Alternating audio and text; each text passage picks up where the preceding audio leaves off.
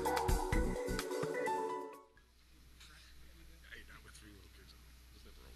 get started. I want to welcome everyone to the first technical conference of the joint New York State Department of Public Service and New York Independent System Operator staff team that's examining carbon pricing in the wholesale markets as a way to integrate public policy. My name is Marco Padula. I'm the Deputy Director of Market Structures at the Department of Public Service. Just want to go over a few logistics that I should mention before we get started. It's the location of the fire exits you'll see in the back of the room and also through the door on the side to which you came through when you came into the conference room. Also, restrooms are located just outside of the entrance.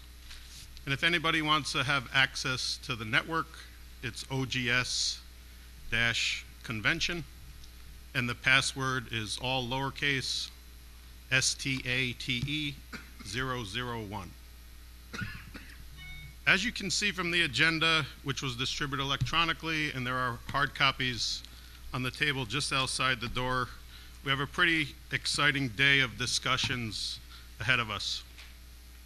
This morning, we will have facilitated interactive discussion on the topic of border adjustment mechanisms to prevent leakage.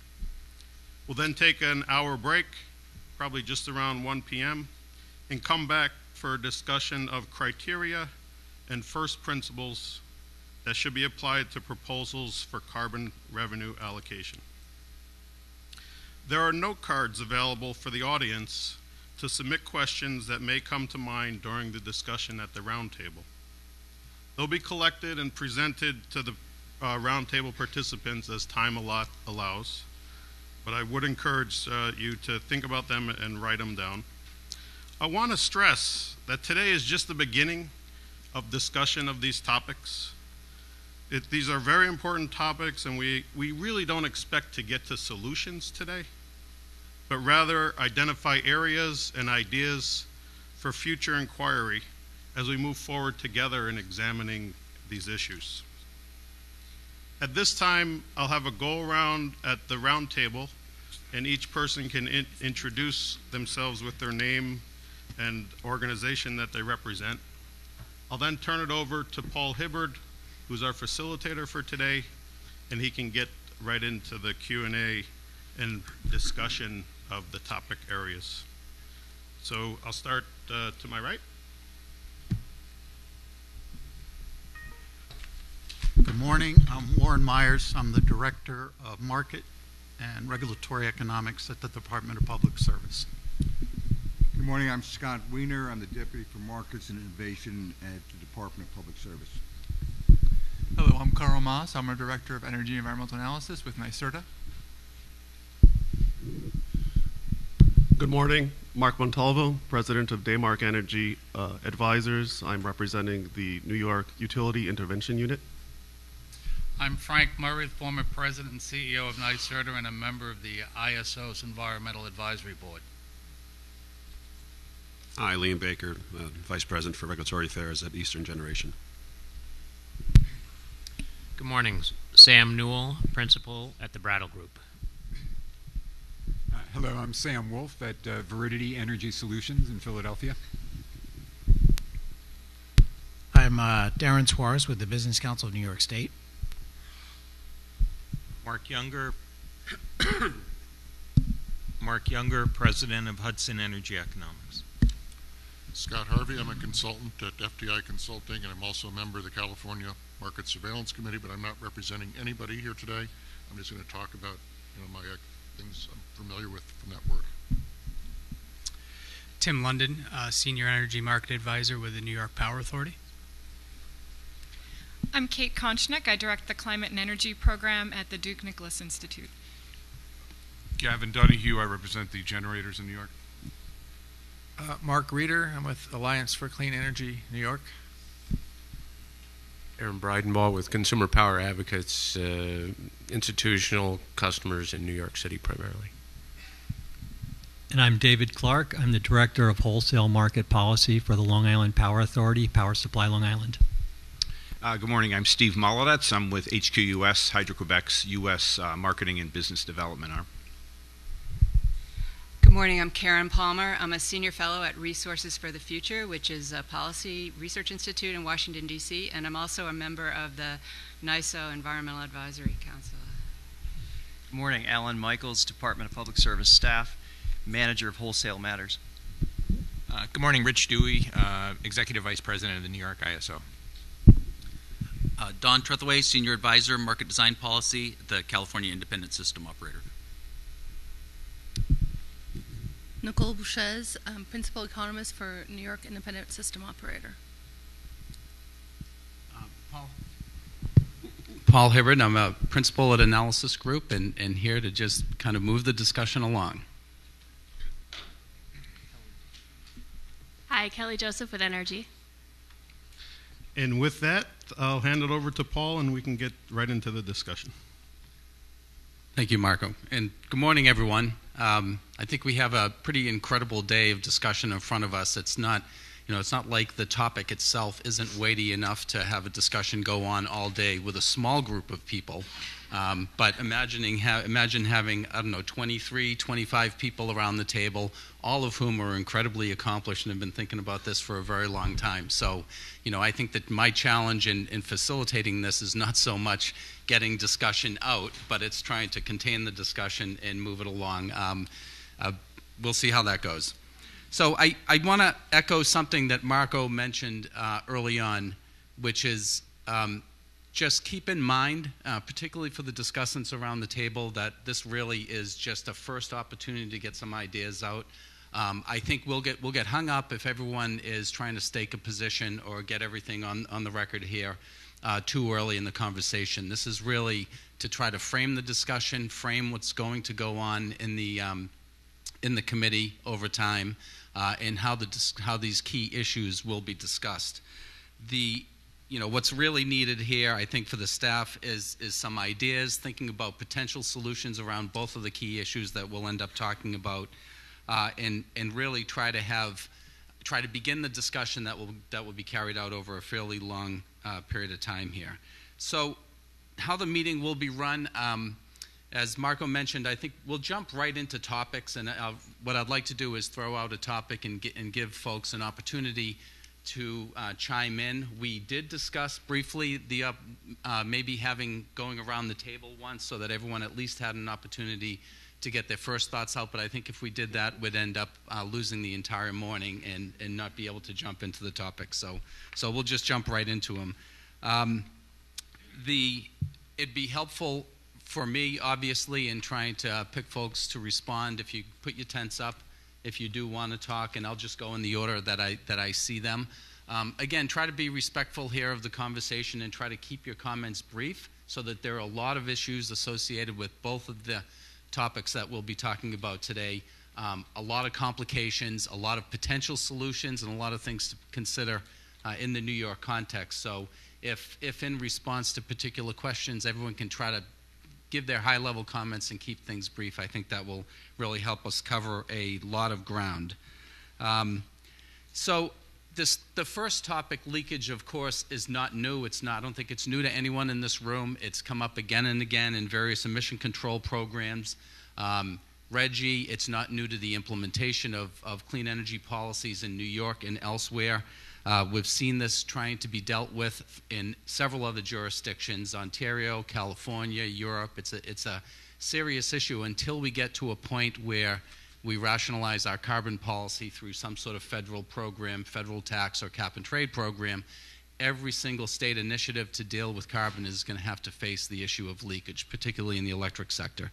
And so, with that in mind, New York itself, of course, is surrounded on all sides. It's surrounded by 4 different market regions that have very different market structures, very different resource mixes, very different profiles associated with carbon intensity of electricity generation at different places on the load curve, and very different carbon reduction policies and programs in place.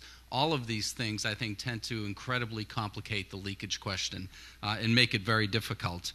But at the same time, of course, there's robust trade with all of those neighboring regions. So given the level of the carbon pricing that's being contemplated here, it's obviously has the potential to be a significant amount of leakage, and it's critically important that that the state and NISO and stakeholders all think through this in a way that can develop a good program that allows the state to meet its policies without creating too much transfer of wealth in different directions to different regions that lead to increases in carbon emissions counter to the policy. So the why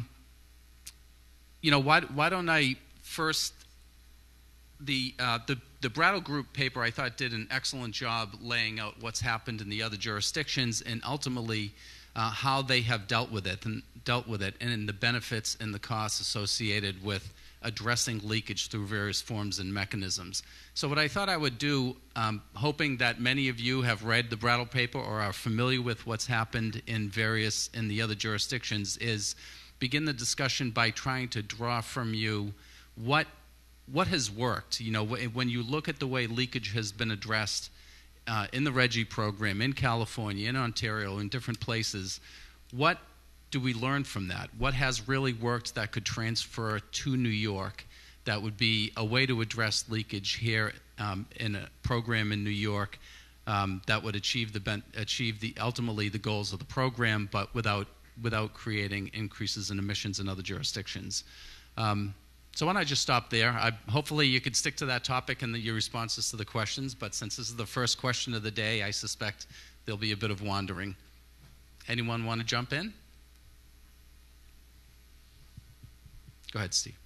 Yeah, thanks. Again, Steve Molodetz from Hydro-Quebec, U.S. I think the common theme that we saw in the Brattle report and that we're familiar with in other jurisdictions is in terms of looking at the leakage and the border transactions is to look at the emissions rate of the exporting region. And I think the common, in terms of how you do that, it's use the best available data. So we realize there needs to be an element of practicality along with accuracy. So in the case of looking at New York and the couple of approaches that are discussed in the Brattle report, where one is using the marginal emissions rate of New York and using that across all regions, we see it's clearly sort of a broad brush approach. And when you look at just the common sense issue, that it's going to apply an emissions rate to potential clean imports into the region that's much higher than their actual emissions, the end result is you're going to get less of those clean imports into New York. So, which either erodes the baseline in the case of historic levels of imports from Quebec, and/or leads to less increase in low carbon emissions that is the intent of a program like this, that ultimately are going to have to be replaced by naturally higher cost low carbon energy. So it's a long way of saying use the best available data, use the emissions rate either from a specific resource or where that is too difficult to ascertain, use a marginal emissions rate that could be on peak, off peak, could be by season, but clearly it needs to be based on the region that is importing into New York, not on the New York sort of broad brush approach, and that will lead to more low cost energy into the region and a lower cost for consumers. Gavin, go ahead. Thanks, Paul, and thank you for the question. Again, Gavin, before you go, I just want to remind people, if you do want to comment on something, throw your cards up so I can call on you. I think you phrased it properly. It's a long-standing issue. We've had a lot of experience with leakage in the RGGI process. A couple suggestions. There was an imports working group associated with RGGI that came out with a report. I'll be the first one to admit the generators weren't pleased with the report, but there may be something in there that needs to be looked at again. There is also the New York GATS program that's just started up through NYSERDA, where you could track imports and exports and maybe look at the New York GATS program that's been established. But we have looked at least my staff and I have looked at the recommendations of the Brattle report, and we like some of those recommendations. We haven't thoroughly vetted the options as of yet amongst our members, but a border adjustment dealing with issues like Steve laid out, I think is important. It needs to be consistent with the market framework we have in New York. And while we're trying to tackle this issue, I think it's really important that folks continue to move forward with the carbon pricing principles and not use leakage as a way to not move this forward. So it's important to keep the momentum and align whatever we do with the market structure we have in New York. Gavin, that raises in my mind an interesting question, which is, the overarching question is, can the program go forward without specifically addressing leakage to start with? You mentioned RGGI. I know when RGGI began, there was a lot of concern over this, and the initial step was really to monitor it and figure out whether or not, over some period of time, it became a serious enough issue based on analysis to implement a program to address leakage. And so I'm interested to hear people's senses on whether or not this is absolutely an issue that must be addressed at the outset of a program in New York. Great, I finally said something that got cards going up. Excellent. So keep that in mind as you're going through your comments. David, why don't you go ahead?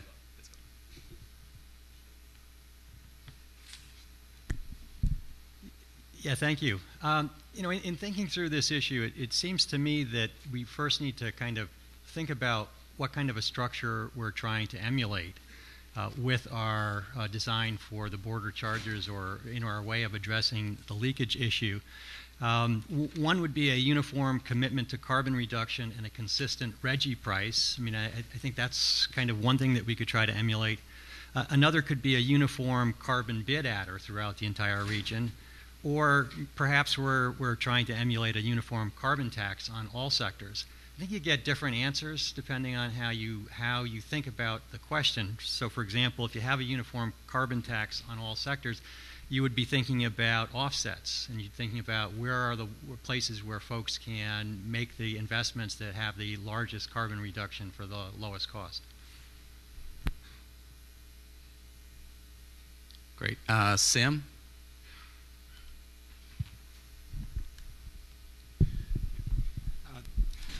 So I have to go back to some ancient history here.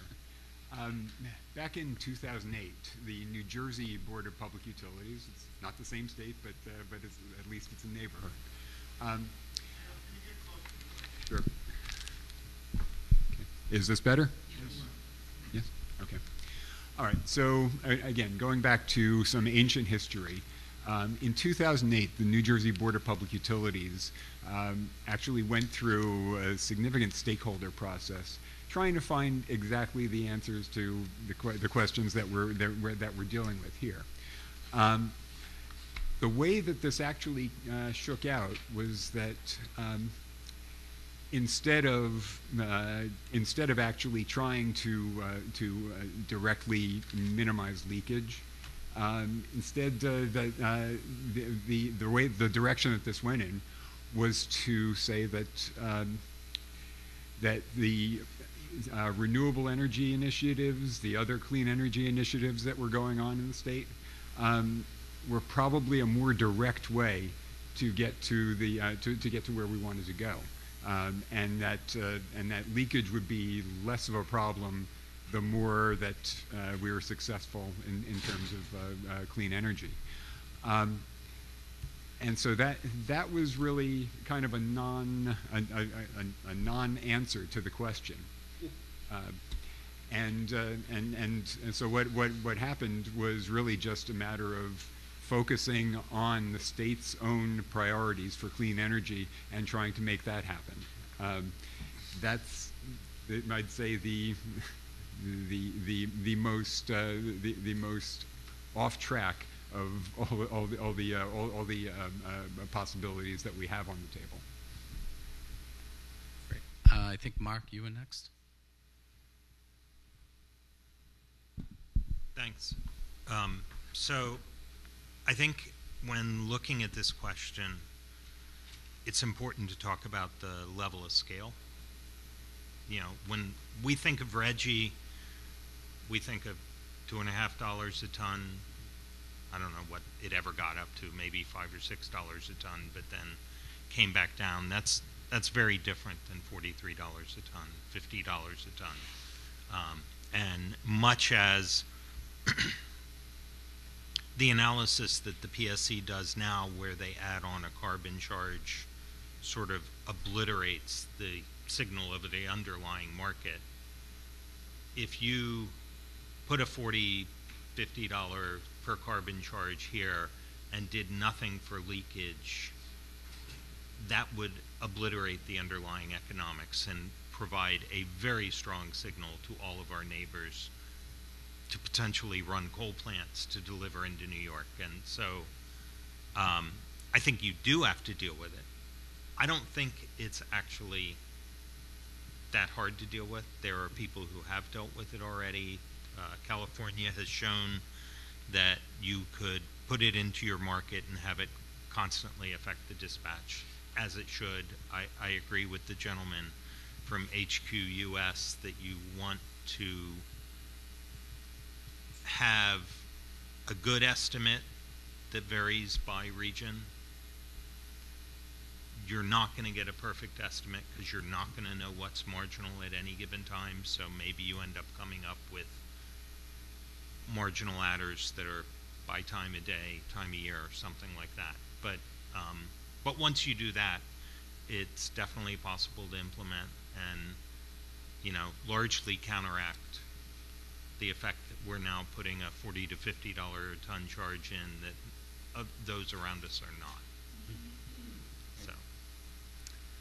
So. Karen, I think you were next. Thanks. So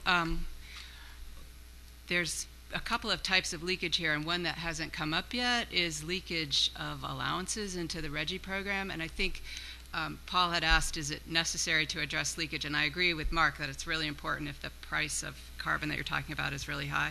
I also think it's important to think in more detail than was addressed in the Brattle report about leakage into the RGGI program. If you're really lowering demand for allowances in New York, you're going to free some up that could be available to the rest of RGGI, and if they are not retired or dealt with, then in the short run, the emission reductions are they're going away. They're basically being used somewhere else. There are features of RGGI, however, that will counteract that, including in the new proposal, the emission containment reserve, which is the idea that if RGGI prices fall enough, a certain percentage of allowances will be withdrawn from the market. So I think some more analysis that looks at the interaction of these two policies would be helpful in terms of thinking about that, particularly now that the RGGI proposal is out. Great.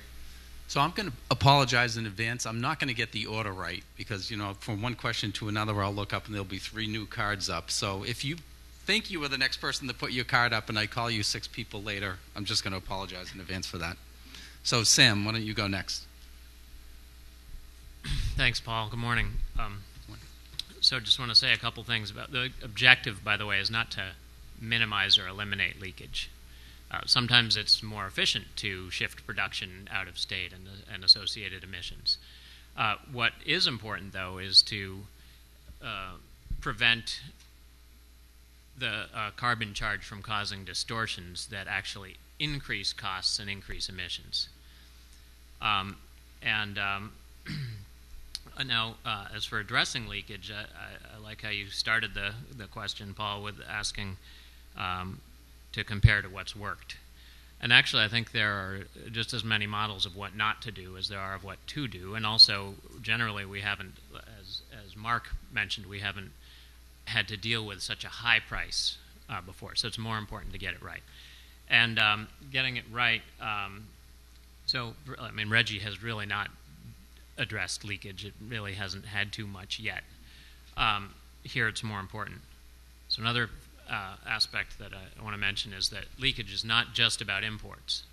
It's just as much about exports. I mean, of course, New York doesn't export as much energy as it imports, so maybe it's not as big a deal. But theoretically, it's just as important to put basically a credit on exports as it is to do a charge on imports based on emissions. As for so it's really imports and exports. As to how to address it, yeah, there are a couple of different frameworks. I mean, one is to really just make the carbon charge invisible to the outside world, so it shouldn't, particularly increase or decrease flows from the outside world, but it could miss opportunities to attract some incremental clean imports, as Steve mentioned, or to reduce imports from a place that is high emissions. And I agree that if you want to do that, to really sort of find the global optimum and find all the best opportunities, you do want to use the best available data. I would just caution against, I think you mentioned ideally you use unit specific. Yeah, I disagree. You have to be very careful about that, because you can have something called resource shuffling leading to backfilling, leading to leakage, inefficient leakage. So you have to be really careful with that. And as for what is the relevant rate, you really want to figure out what's marginal. Not that a region is clean on average or something. You really want to figure out what's marginal, and that can be fairly involved. It may be worth it. Thank you. Frank, I think I had you next. Yeah, thank you. Thanks, Paul. I agree with Gavin that the complexity of the leakage issue and the debate over it shouldn't slow down the momentum to deal with the larger issues of moving forward with the carbon adder. But I also think Mark is absolutely right that unless we deal with the leakage issue, you could end up with actually an increase in overall emissions within New York State. And I think we have to harken back to why are we even doing this? Part of the whole idea is to reconcile wholesale market pricing with state policy objectives. And as I understand it, the state policy objective, a key one here, is to reduce overall emissions of greenhouse gases. So if, in fact, by not addressing the leakage issue, we have just the opposite result, an overall increase in emissions being generated here within New York State, we actually, to me, undermine the whole point of doing this exercise, which jeopardizes it not only programmatically, but I would argue legally as well. So as I think it through, it's not often I say Mark is right, but I think Mark's instinct is more right on this, that we need to deal with the leakage issue in order to implement a policy that actually achieves reductions in greenhouse gas emissions. Great. Bethany, I think I had you next. Hi. So just simply, yes, the answer is yes. We should deal with leakage at the beginning of the program. And I just want to encourage us, when we're thinking about that, to focus on the principle of equal treatment. As the Brattle report mentioned, this is about making sure that we're leveling the playing field between generators from out of state and generators in state that are serving consumers in New York State. So that is the goal of the public policies here, is to increase renewable generation for electricity consumed here. So that's what we should be focused on. And whether the generation is coming from outside the state or inside the state, they should receive equal treatment. That should be sort of the framework that we use when we think about this. And that's important from a legal perspective as well as economic perspective. Aaron? So bringing sort of is it? Yeah, now it is. Bring sort of more of a consumer-focused, I think, perspective to this. The estimates are that, before any sort of offsetting savings are calculated, and I think some of those may be more speculative than others, something like a 60% increase in the price of energy, and more likely a larger number than that downstate where our facilities are located. So whatever we do, this has the potential to be a phenomenally expensive undertaking, and albeit with good public policy objectives. But if those objectives can be compromised by virtue of not taking into account leakage, given the economic consequences, I don't think that's an outcome that we can afford, literally. So it has to be dealt with up front, given the differences between both the marginal and the average emission rates to our north and south. I think we have to take it into account, and we have to take it into account in a more granular way than just an average number being applied to both. So whether or not we can do it on a unit-specific basis, I don't know, and concerns about shuffling are well taken, but I think we need to make sure that we get what we're paying for, and what we are paying for is carbon reductions. I mean, that to me, that is the fundamental objective. The renewable goals are in service of that overall goal, which is reducing carbon emissions. And because it's carbon, it doesn't really matter whether it's emitted in New York or whether it's emitted in PJM or elsewhere or even in California. HQ I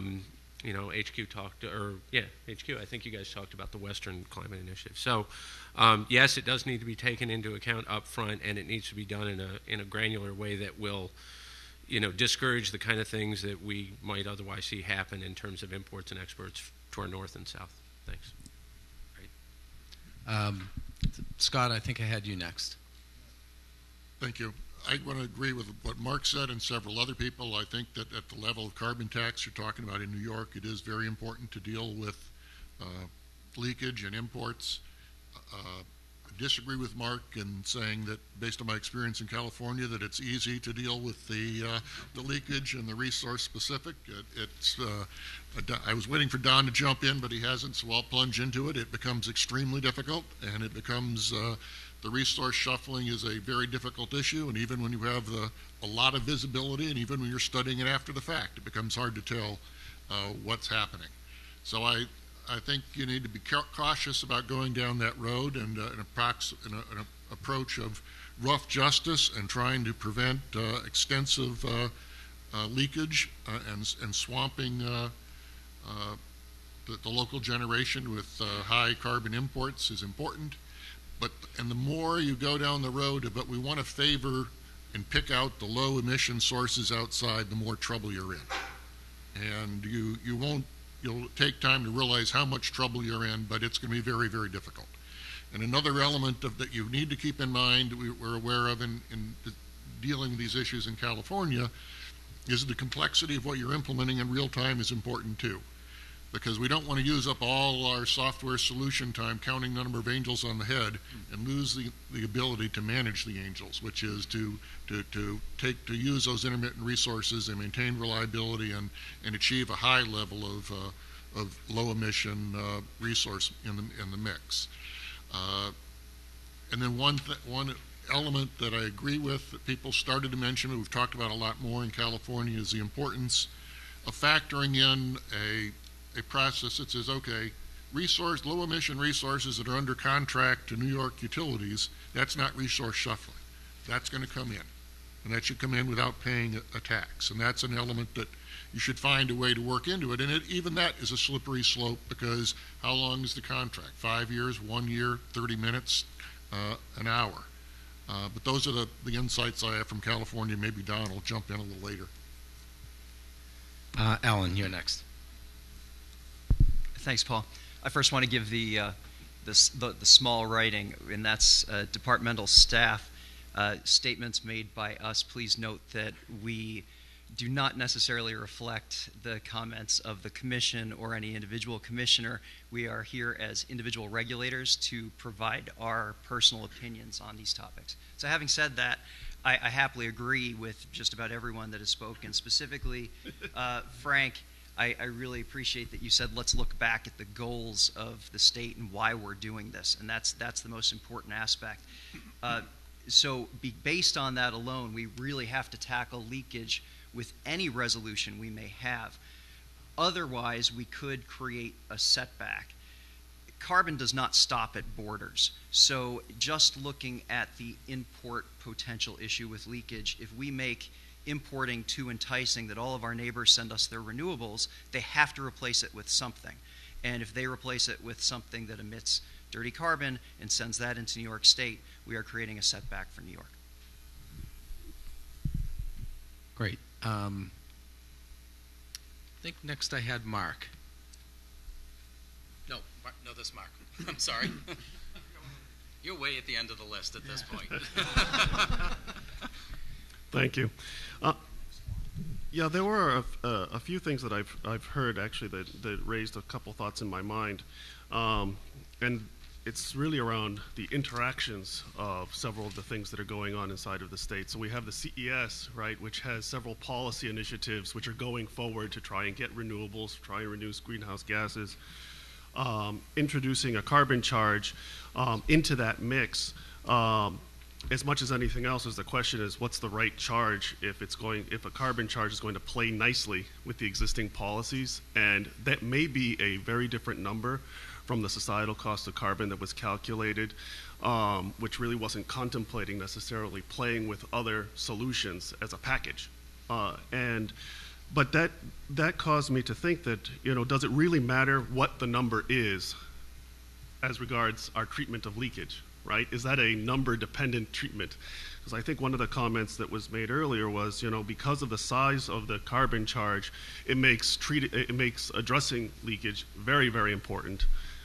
I'm not quite sure that's the case. I think irrespective of the size of the charge, we need to think pretty affirmatively about how to address leakage. If for no other reason, we don't want accidentally the carbon charge regime we put into place actually fighting with or confounding the goals of the other CES policies, right? So that would be problematic. So I think all of these things actually ultimately have to be considered in a broader programmatic way, as opposed to individual components that can be implemented, adjusted on their own merits, right? I think there's a broader programmatic issue here.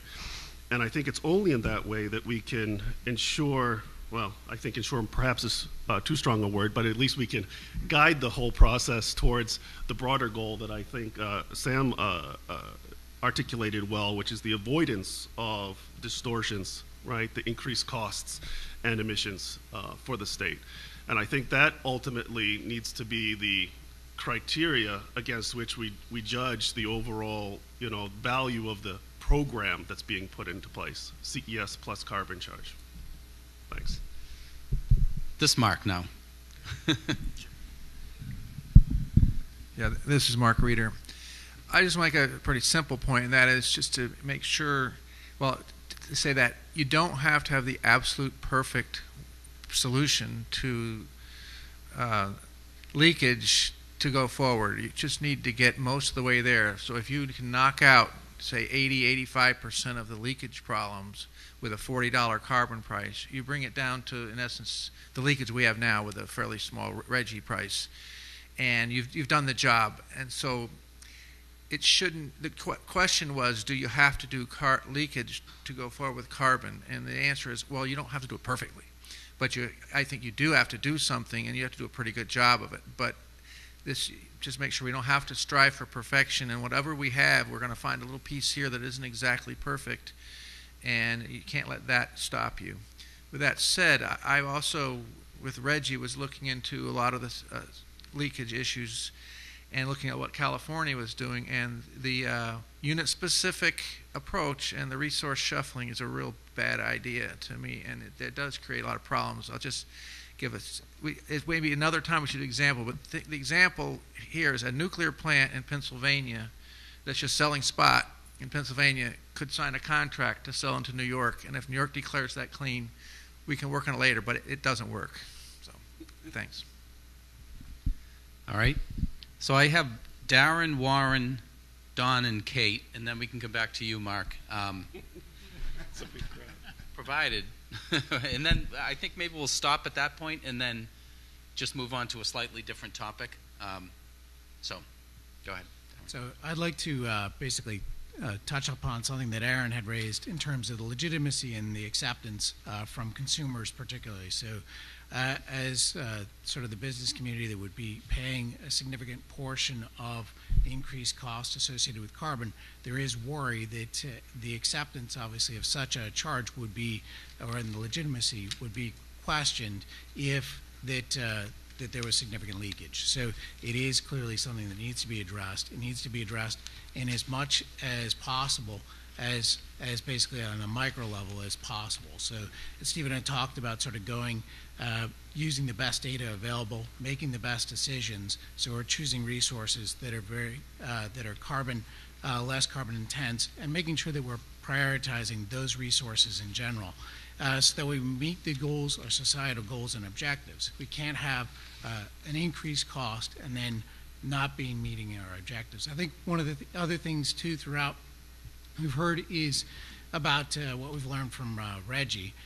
One of the things there we clearly, and in Sam's report really identifies this throughout, is that RGGI hasn't created a system which we have basically a really limited market for those allowances. There are ample allowances for those generators. We don't have a constrained system, and as such, we're not driving significant leakage. So it's hard to sort of look at that as an example of what works, as more just an indication of what's happened in the past and why, with a real higher carbon price, we have to be much more conscious of it. All right, Warren? Yes.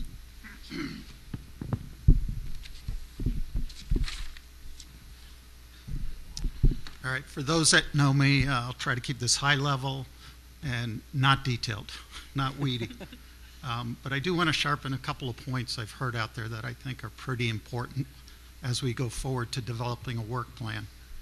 And they fall under, I think, Bethany's overall concept of leveling the playing field. And I'm not going to get into the weeds, but I really lately have this pet peeve about what I call narrative-based rate making versus analytically based rate making. I'd like to push us towards the latter.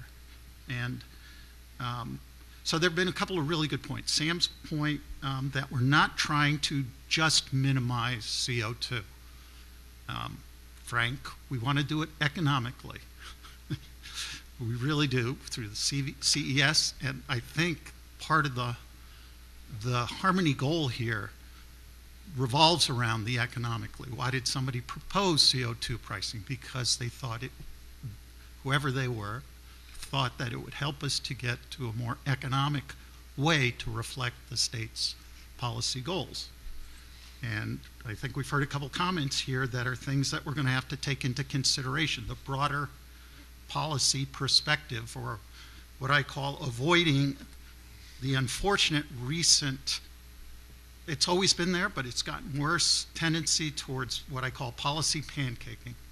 And we just keep layering and layering quantity policies, one on top of each other, which economists look at as more and more constraints to economic efficiency. So we got to be careful of that. The last thing I just want to put a sharp point on is we've been talking about a couple of things, and it goes back to the Rattle paper of a couple of ways of addressing leakage. And it's important to me to keep in mind that they're not two different ways to try to achieve the same goal, although Mark Reeder might think they are, because they're close enough for government work or something. One is trying to maintain the status quo, or at least the non-carbon pricing price differential. The other is trying to reflect the carbon content of adjacent control areas where imports and exports are going on, and have that be part of the information in the solution. Now, sometimes they may lead to de minimis differences, but sometimes they could lead to large differences. But getting back to the world of narrative-based policymaking, which seems to be ruling the world, and narrative-based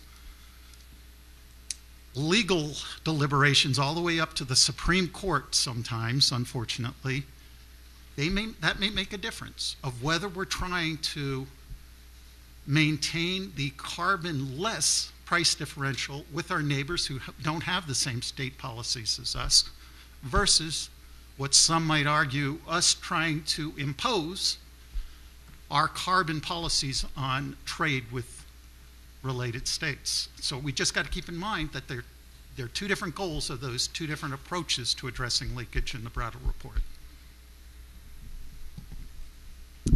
I do want to get a discussion going at some point about the potential legal issues associated with addressing leakage and if there's a difference. So that will be a separate set of questions that we can ask later. But for now, just to wrap up this topic, I think Don was next. So good morning. I absolutely agree with the comment that we can't strive for perfection on this. It's an extremely complicated issue. And I would note, when you look at the California experience, I think you need to separate it into two time periods. One before the energy imbalance market, and the second after the energy imbalance market. And the energy imbalance market is where we allow other balancing authority areas in the West to basically use our real-time market at the same time we're using it, and we simultaneously solve for it. Pre-EIM, CARB, I think, took a very straightforward approach to trying to address leakage. They recognized that they couldn't identify where individual electrons were coming from, so they came up with their own default rate. And then they recognize that, well, that sort of disadvantages some of their other policy goals where they want to incentivize clean energy outside of California. So they do allow resource-specific emissions rates to be used for contracted supply. And they have all types of rules around that, around load-serving entities. They've also addressed the issue that Hydro-Quebec brought up, is that there may be entities that have a portfolio of resources that have an emissions profile that's significantly different than that default emissions rate. And so they want to, in essence, give them the benefit of the fact that they have cleaner resources. But that also doesn't exempt them from the default rate in the event that they actually are importing power sometimes. And so that actually brings their rate up, their emissions rate up a little higher than what their actual portfolio might be. The complexity, so that's actually relatively straightforward for us to implement from a market standpoint. We can have each of the individual resources put in their estimate of their carbon compliance costs into their energy bids, and we can dispatch away and everything works. The complexity that we introduced with the energy imbalance market is that not only did we need to solve to meet load in California that has a GHG program, but we had to actually solve to meet load in other states that don't have a greenhouse gas program. And that's where we had to then separate those greenhouse gas costs into separate bids. And that then brings up the complexity of then now how do you actually track that? But I would say that's not the New York problem that you're having to deal with. So the New York problem is the more straightforward one in terms of how do you deal with import power given that you want to have it on a comparable treatment to internal resources. Great. Kate, you're next. Yeah, very briefly, and given the admonition that we'll get to legal stuff later, as the lawyer, I will be brief here. But just wanted to echo what some people had said about it. I do think something around leakage should be addressed, just given the potentially high price here that we're talking about, and also just the diversity of generation mix and units on the margin and in the neighboring territories. But I would just suggest we think about adaptive management, which is an approach Reggie did. But it's just monitoring the situation and maybe even baking into the program lookbacks where you would periodically let's try something and have some proxy emission rates out there for the various neighboring importing territories, and then sort of make sure that we're looking back. I do like, and someone else had mentioned over here from the California model, that the difference between specified and unspecified resources, so treating the bilateral contract resources differently, and then you can go unit specific. Beyond that, I also agree it's too granular to go unit specific beyond that, and you've got the resource shuffling concern. I do think it makes sense both from an economics and a legal perspective to not just have one border adjustment regardless of where the resource is coming from, but to have something that reflects the different mixes in PJM versus Quebec versus ISO New England, and look at what's on the margins there. I think it reflects reality closer, although obviously we're never going to get there perfectly, but also legally it looks less like an import sort of tariff and more like you're trying to treat these resources comparably by looking at generally what's happening in that region. One final quick little crazy idea, but just wanted to throw out there. We were also talking about how New Jersey and Reggie both looked at just the fact that the complementary state policies around energy efficiency and renewable energy could sort of help reduce leakage concerns. And so one thing, just throw out there whether it would be interesting to model or think about if New York's REC program were expanded to include resources beyond New York's borders to sort of induce clean energy development in other states. Great. Kelly, you haven't spoken yet, and then Mark, you can wrap things up. Sure. So I actually just want to kind of make a comment and say, going forward, understanding how all of this is actually going to interact with Reggie, I think is really important. The initial assessment that was done, Reggie looked different, right? We have new states that are coming in. We have an entirely new program now that's potentially, going to go into place. So I don't have all the answers, but I think, as Karen pointed out, thinking about how some of those emission allocations do or do not go away. In the future, whatever happens with Reggie and whatever New York does could force New York to have to change. So really understanding what is happening there and what could be happening there, we haven't done, and I think we need to. Great. Mark. Thank you. So I think people somewhat misinterpreted one aspect of what I said before. I'd say California in the pre-combined dispatch showed that it was relatively easy. I would also argue that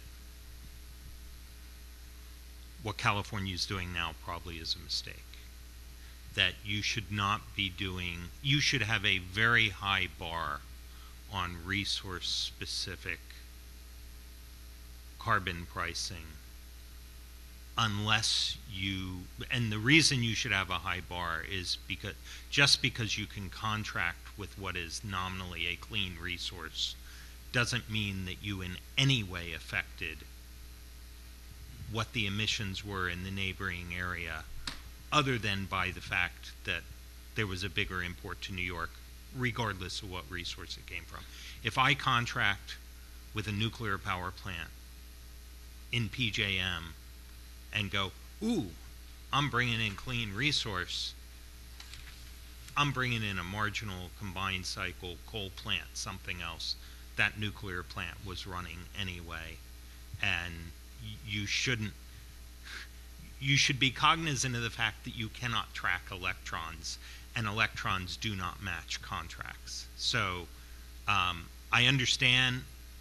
So I think most of what should happen should be at an external area marginal estimate of what an emissions rate is. And to deviate that should require a fairly high bar, like a very long contract, maybe even a very long contract limited to only a brand new resource.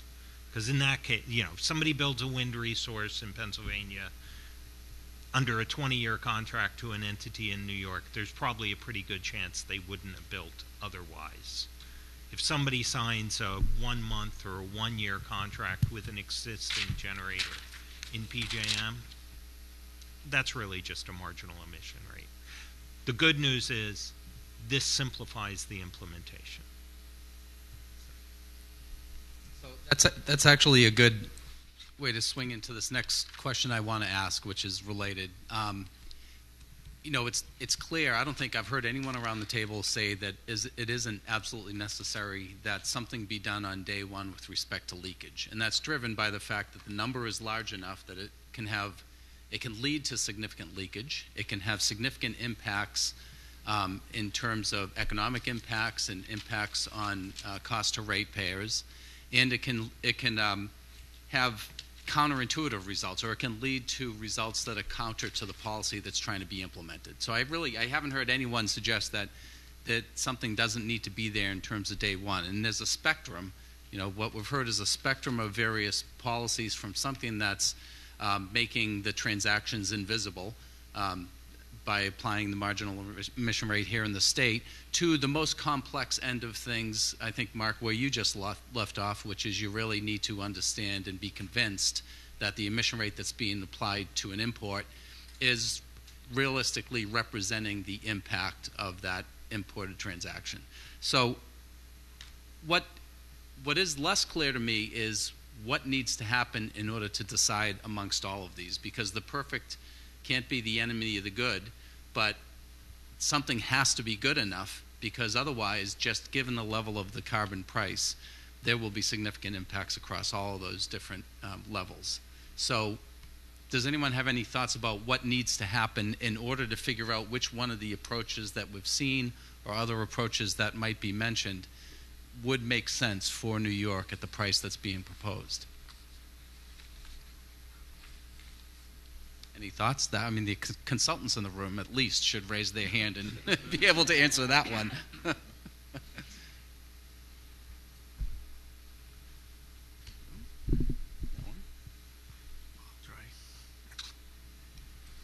Okay, go ahead, Mark. Well, you know, I definitely think it needs to be studied more, but just my initial view, but it seems kind of right, is that, you know, Brattle proposed two basic approaches. One is the, you know, I'm never quite sure what to call it, but the one where you just take whatever New York's profile is and you have everyone outside assign the same thing. That one seems good enough. It causes no harm, makes nothing worse off in terms of the leakage and the carbon. But the marginal emissions approach is better if it's not going to create a lot of complications and problems. So I think you start with a baseline. You can run with this with the New York profile, but you work really hard on getting the marginal emissions one. Like some people said, you get a day versus a night or seasonal, something like that. But you don't have to go with that one. I think maybe the New York one, because it's sort of a no harm kind of thing caused by the carbon, should work. So, picking up on that and Kate's idea of adaptive management, is that, why don't folks comment on whether or not that seems to be a good enough starting point, or you can't do that. You have to go further. You have to be looking at the marginal emission rates in the neighboring regions from the get-go. I think, Stephen, you put your hand up first. Yeah, thank you. So that was Mark's comment I was going to address right off, which is when you've got regions surrounding New York with such a wide range of marginal emissions rates, to start with a broad brush approach of just applying the New York emissions rate to all of them will have pretty obvious unintended consequences. And I think those were even identified somewhere in the Brattle report. I think the estimate was if you go with the more granular approach, you'll incent 1.8 terawatt hours more clean energy imported from Quebec and 4.4 less terawatt hours of less clean energy, I'll say, from PJM, right from the get-go. So to me, and it's because the surrounding regions don't have marginal emissions rates that are so close that, good enough for government work, let's just throw it out there and it's not going to make much difference anyway. I mean, Quebec is 0 or near 0, and Ontario's pretty darn close to that, and then you got PJM that's a higher emitter than New York. So if you go with this broad brush approach, you're going to miss all of that. You're going to get less emissions from Quebec. So Hydro-Quebec has been adding something close to 5,000 megawatts of incremental hydro that we've built since, I think, 2003 is the number. And I mentioned that time frame because that's about how long it takes to get new 100-year hydro plants sited and built. They take 10 to 15 years. So our management sort of saw this transition to a low-carbon energy market coming, whether it's the form of an RPS or whether it's a long-term RFPs for clean energy as Massachusetts is doing, or whether it's a carbon market that we're fully supportive that New York is now pursuing. We sort of saw this coming.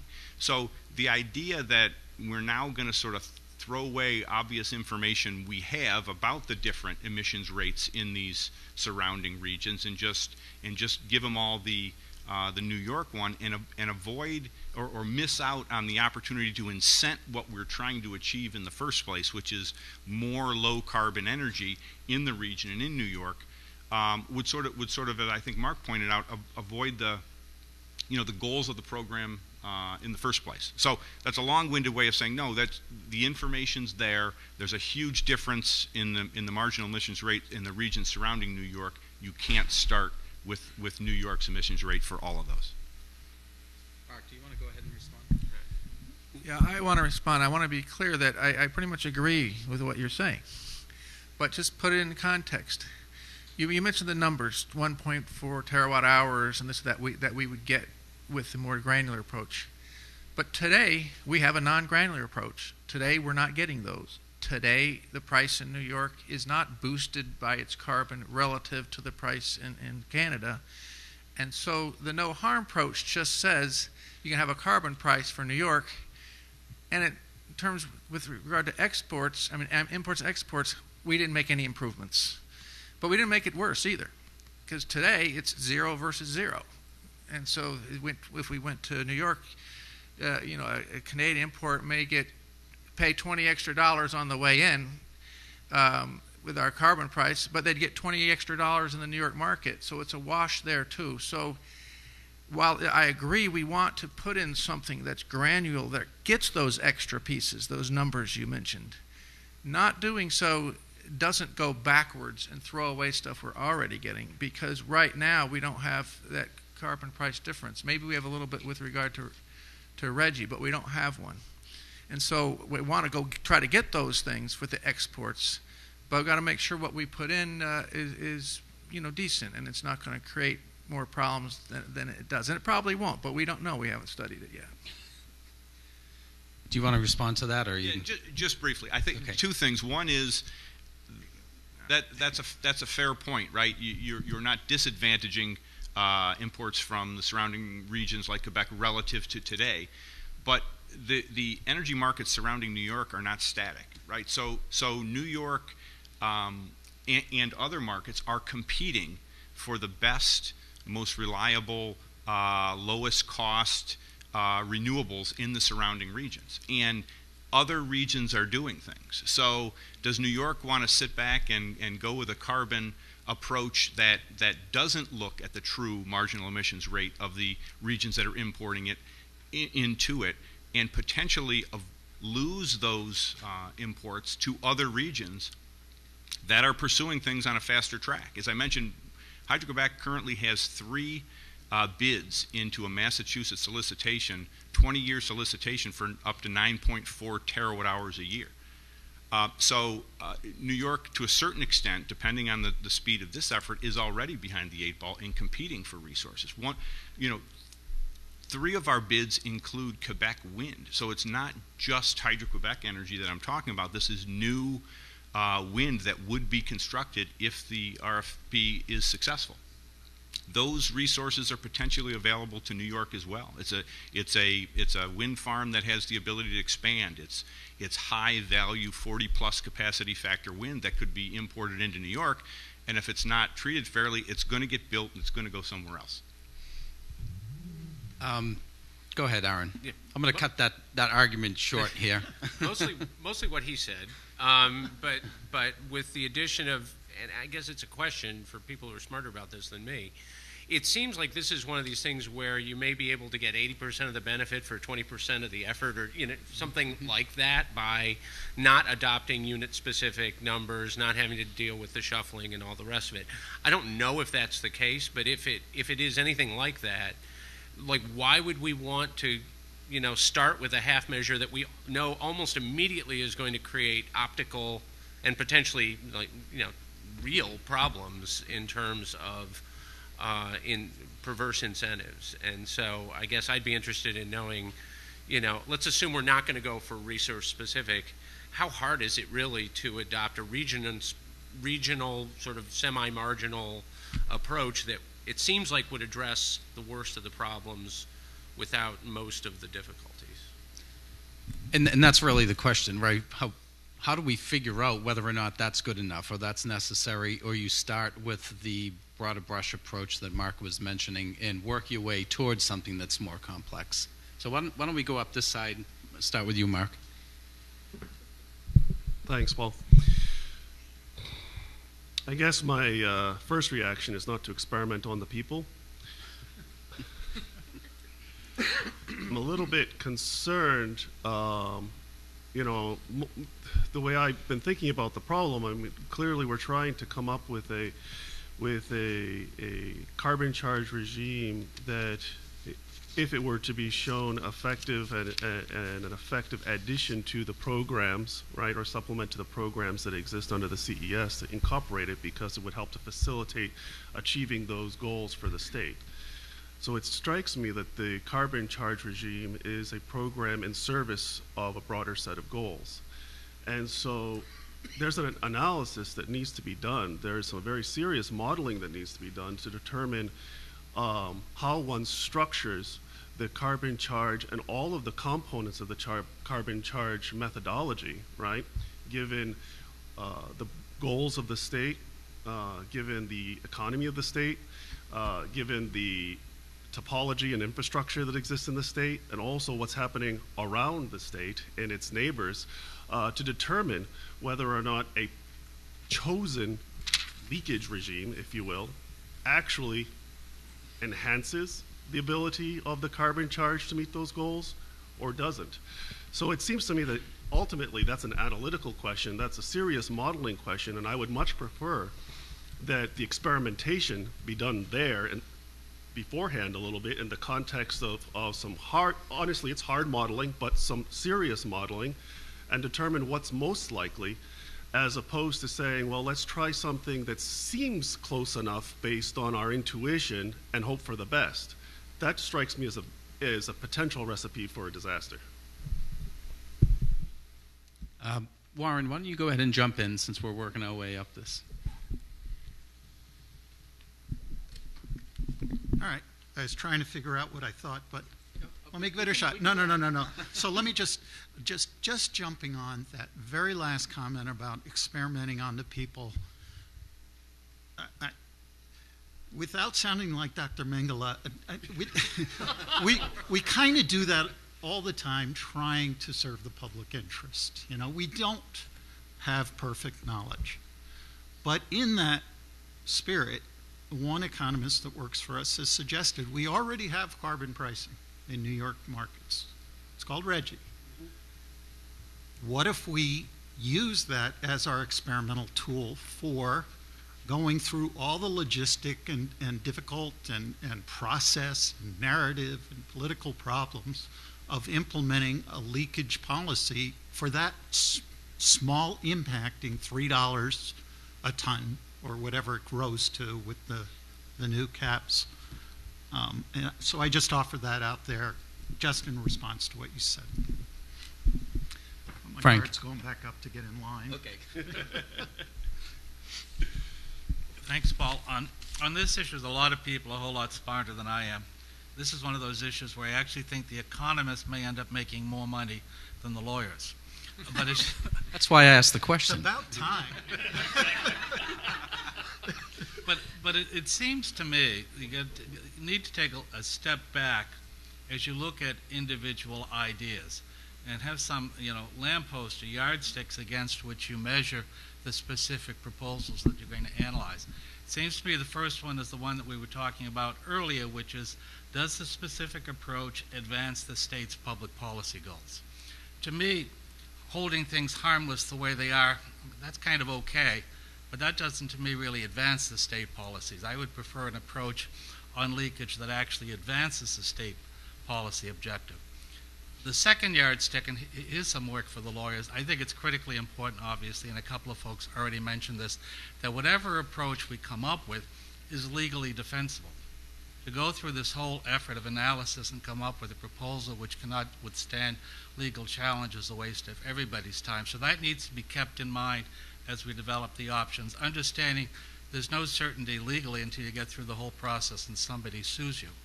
And the third yardstick against which I would use, I would measure any proposal, is administrative simplicity.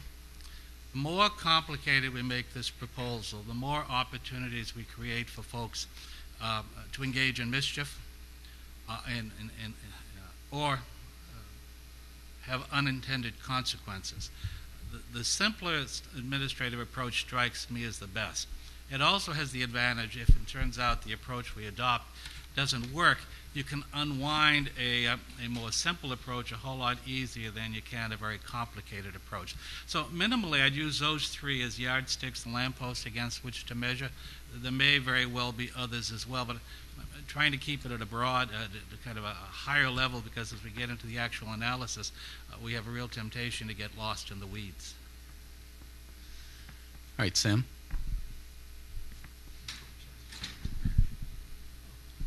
This one is closer. Thanks.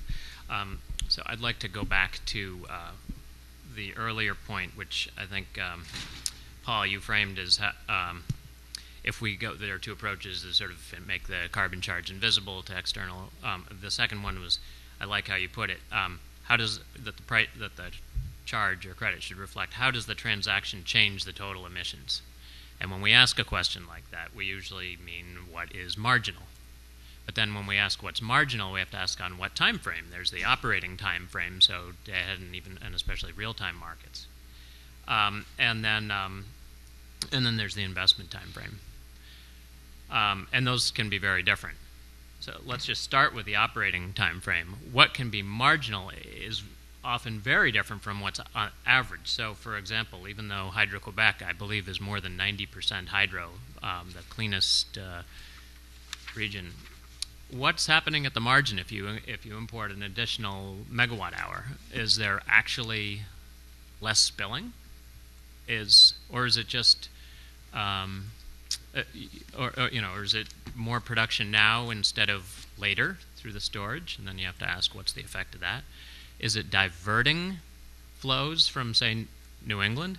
So in that case, you might realize what's at the margin is very different from what the average is.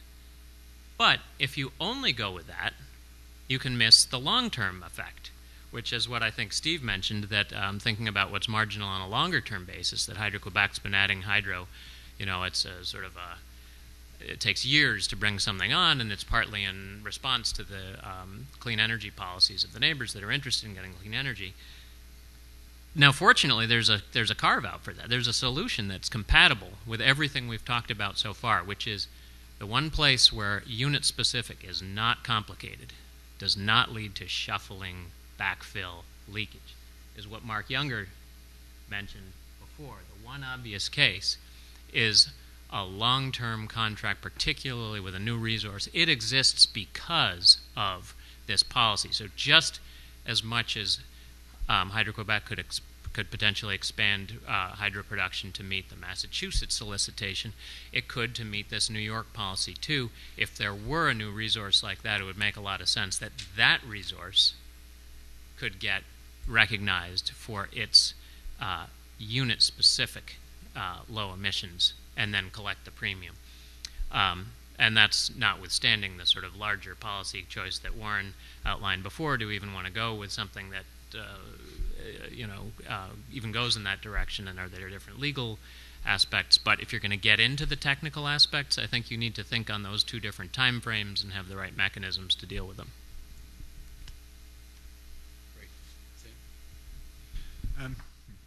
Just very briefly.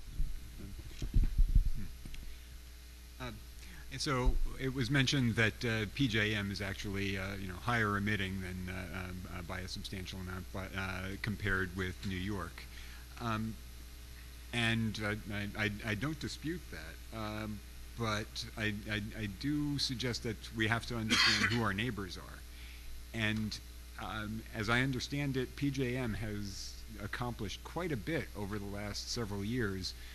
In terms of getting actual emissions attributes nailed down to a pretty granular degree. And so I just want to make sure that that's part of the discussion as well. Mark Younger? So when we talk about leakage, I think it's important to keep in mind that the concerns about leakage would go away if you ever had a national program that put a value on carbon.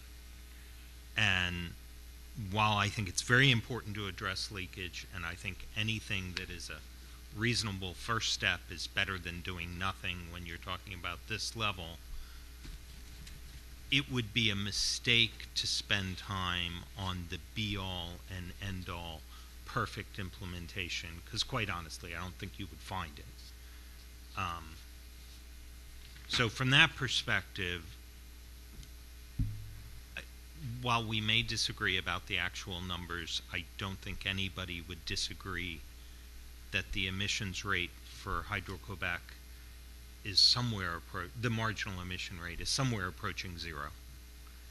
And the marginal emission rate for PJM is somewhere higher than New York. New England's probably about the same, and IMO is probably much closer to HQ. Given that, it is appropriate to look at a mechanism that recognizes these broad differences, but then applies them in a much more simplified manner. We're never going to know what is truly marginal in our external area, quite honestly. In New York, we won't know what is the truly marginal effect of a $40 carbon charge, because we have green resources like large hydro facilities who are sitting there managing limited fuel, limiting water, and whether a hydro bid shows up as marginal in some point of the day may have more to do with them trying to target their generation to its most valuable period and clearly incorporates in part a carbon charge indirectly. It's not related to their generation, but it's related to the fact that they're responding to what they expect the market to be. So I think what you should do is a level of analysis that probably is as easy to do on our neighboring markets to hone in on reasonable numbers, definitely need to be defensible in courts, but that recognizes the differences between regions, because that benefits everybody. It doesn't benefit us to put a carbon charge in and import from PJM because we're not recognizing that PJM implicitly would have an even higher carbon charge. Doesn't benefit us to essentially penalize those external areas that are very clean, because if the goal is reducing carbon, then we should recognize they reduce carbon as well. So I'm just curious here, Mark, if you think that is experimenting on the people, or if you get enough of a good estimate of what the marginal rates are, relative marginal rates are in neighboring areas. Can you do that relatively simply and be confident that what you're implementing out of the gate is good enough without conducting some awful experiment? I'm reluctant to use the term confident, but I think if one were to go forward on the basis of the information we have available to us today, simpler is definitely better, and something along the lines what Mark has outlined makes a lot more sense than trying to come up with some complex system. Great. Scott Harvey? I want to echo what Sam said and disagree a little bit with Mark, that it's not so easy to say what's marginal. And the example, Hydro-Quebec, the tough one, if they didn't sell to New York, would they have sold it into PJM? They do sell into PJM today. They do sell into ISO New England. So if we take it into New York, when it would have gone to PJM, we've actually increased emissions. And that's exactly the angel counting exercise Don and I have been dealing with in the West, because if the poundage hydro doesn't go to California, it goes to somewhere else. So you get into an exercise of, would this hydro have had to been spilled but for going into California? And should that be our standard? Well, that's a very complicated standard. But on the other hand, if we just say, well, we'll just say that all the hydro that otherwise would have gone to New York or PJM could go here, or MISO, we're going to pay for a lot that actually isn't going to reduce carbon. So that's why I agree with Mark Reeder, where there's a lot of balancing of what's too complicated and what's simple, and keep in mind that none of these things are perfect. And looking at the other side of PJM, if we say we're going to calculate what PJM's marginal emissions are, recognize that they're dispatching based on their objective function, not ours. They may have a unit that's marginal at $20 with a $40 emissions cost, but they got another unit that is a $30 cost and a $5 emissions cost. So they're, and that won't be in their objective function. That won't be what they show us for CTS so do you want to allow that resource to be able to do a bilateral transaction, because it's not economic in PJM and it wouldn't run, but it would be economic in New York. So but that you've now got very complicated, so there's an argument that yes, that would reduce emissions, but makes it much more complicated. So let's jump to you, Don, to pile on to Scott's comments, and then I think after that we'll go to David, and then over here to Scott and Warren. Well, I was going to answer Mark a little bit on the analytics. So we did, for our energy imbalance solution, do some production simulation, as well as actually put it into production and did test cases. And what we found is, yes, we changed the dispatch, but we didn't change the emissions.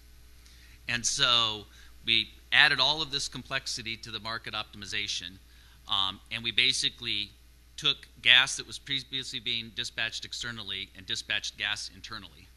So we got the accounting right, we didn't change the emissions, and we added a whole bunch of complexity to our market. So if the goal is to reduce overall emissions, I think I would agree that if the emissions are done in New York or done outside New York, the atmospheric effect is probably the same. You need to balance that you may have gotten the tracking correct. You did change this, but you didn't change the emissions, and there's other issues that you introduce by adding that complexity. Are there other ways that you can try to address that leakage? Can you just calculate it and retire allowances, or do you have some residual emissions that a little hurdle rate that someone needs to overcome? And so I would note that internally to the New York ISO, you're going to do resource-specific costs and resource-specific attribution. And that's where you'll run up against the issue, are you treating similar situated resources outside New York differently? And I think there, if you're able to actually have a very good counterfactual that hydro resource outside of New York actually run independent of New York load, then it probably shouldn't count for that those emissions came to New York. But if you can actually have that counterfactual, then you probably could say for those non-contractual resources, and by non-contractual, not contracted with a New York load serving entity, they do need to cover the fact that there probably is going to be some backfilling potentially, but you actually now have the counterfactual from which you can actually give an actual estimate of what those emissions should be. David. Is it on? Yeah. I guess I look at this a little bit differently. I mean, I'm looking at this from the perspective of our loads. And it seems to me, if we're thinking about carbon policy, our goal here should be meeting the state's clean energy and economy-wide carbon abatement goals at the lowest overall cost. And I'd argue at the lowest cost to consumers. What's the cheapest way to meet the state's renewables energy goals and carbon abatement? So, for example, if New York has a carbon price of $60 and there's a RGGI price outside where you can buy and retire allowances at $15, let's say, and we know that if we buy and retire these allowances that the carbon emissions are going to actually decline.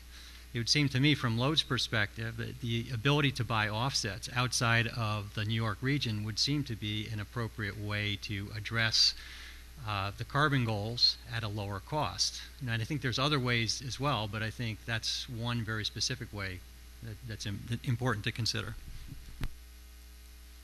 Right. Scott Wiener. David just hit on. First, excuse me, I want to say how much I appreciate the conversation. When we thought up this idea of having a conference like this, many of us hoped that we'd have exactly the conversation we're having now. I wanted to offer a couple observations. I'm not going to weigh in on the criteria that's being talked about for fear of somehow skewing the conversation. I do want to underscore a couple things. Number one, David's point that what this is all about is understanding what would go into developing a wholesale pricing mechanism that could be effective, that could harmonize with the state's policies, and in the process advance them. Number one. Number two, just to every now and then pull ourselves back to remember what we're doing is providing, in my mind at least, the contextual framework for a future discussion to be applied to specific pricing options that may evolve. And does one set of leakage responses apply better in one setting than another? I don't know. Something I'd like to at least keep open. And the third is reality as a criteria that I will impose, and I'm happy to hear it come up here. I was hoping we could get through the day without talking about a carbon tax, not because of its efficacy, but its near-term impossibility. On the other hand, RGGI is here, and it is part of our reality, and its dynamic is an important one to consider. So I appreciate the conversations that have taken place that have brought in the RGGI reality, and invite everybody to continue to do that throughout the day, because it's going to be important consideration for all of us. Go ahead, Juan.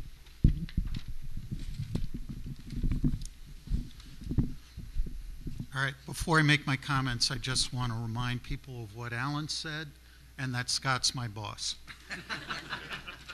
So handy. That's never stopped you. No, it's not stopped me, but people might want to consider that in their handicapping of what happens. All right, but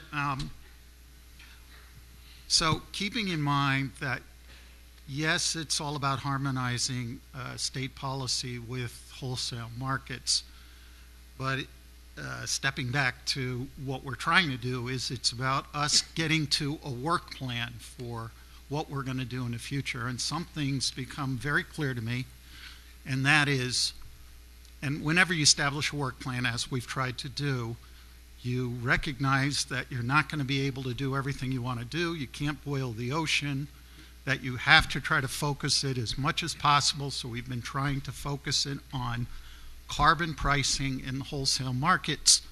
Nonetheless, what's become very clear today is that its relationship to other policies, rather than taking everything else is frozen, all the other policies is frozen, is going to be a very myopic report, and it's got to be a little bit broader than that. So we're going to have to focus, I think, on how we can meet those two goals of having it focused enough to do really helpful, progressive work, meaning work that allows us to make progress in harmonizing state policies and wholesale markets, but at the same time not be too tunnel visioned to ignore the effects on and effects of the other policies. So we're going to have to work on what the right sweet spot, Goldilocks spot, is for that balance. And it was some of the particulars that got to me were, I think, Frank mentioning, what are we doing here? What is this really all about? And Mark and Frank and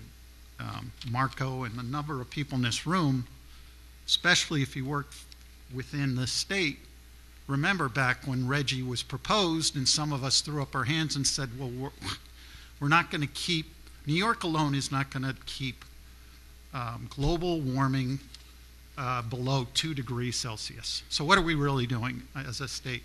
And one of the answers we got from that administration, at least, was we're trying to show the world what we have to do to go forward.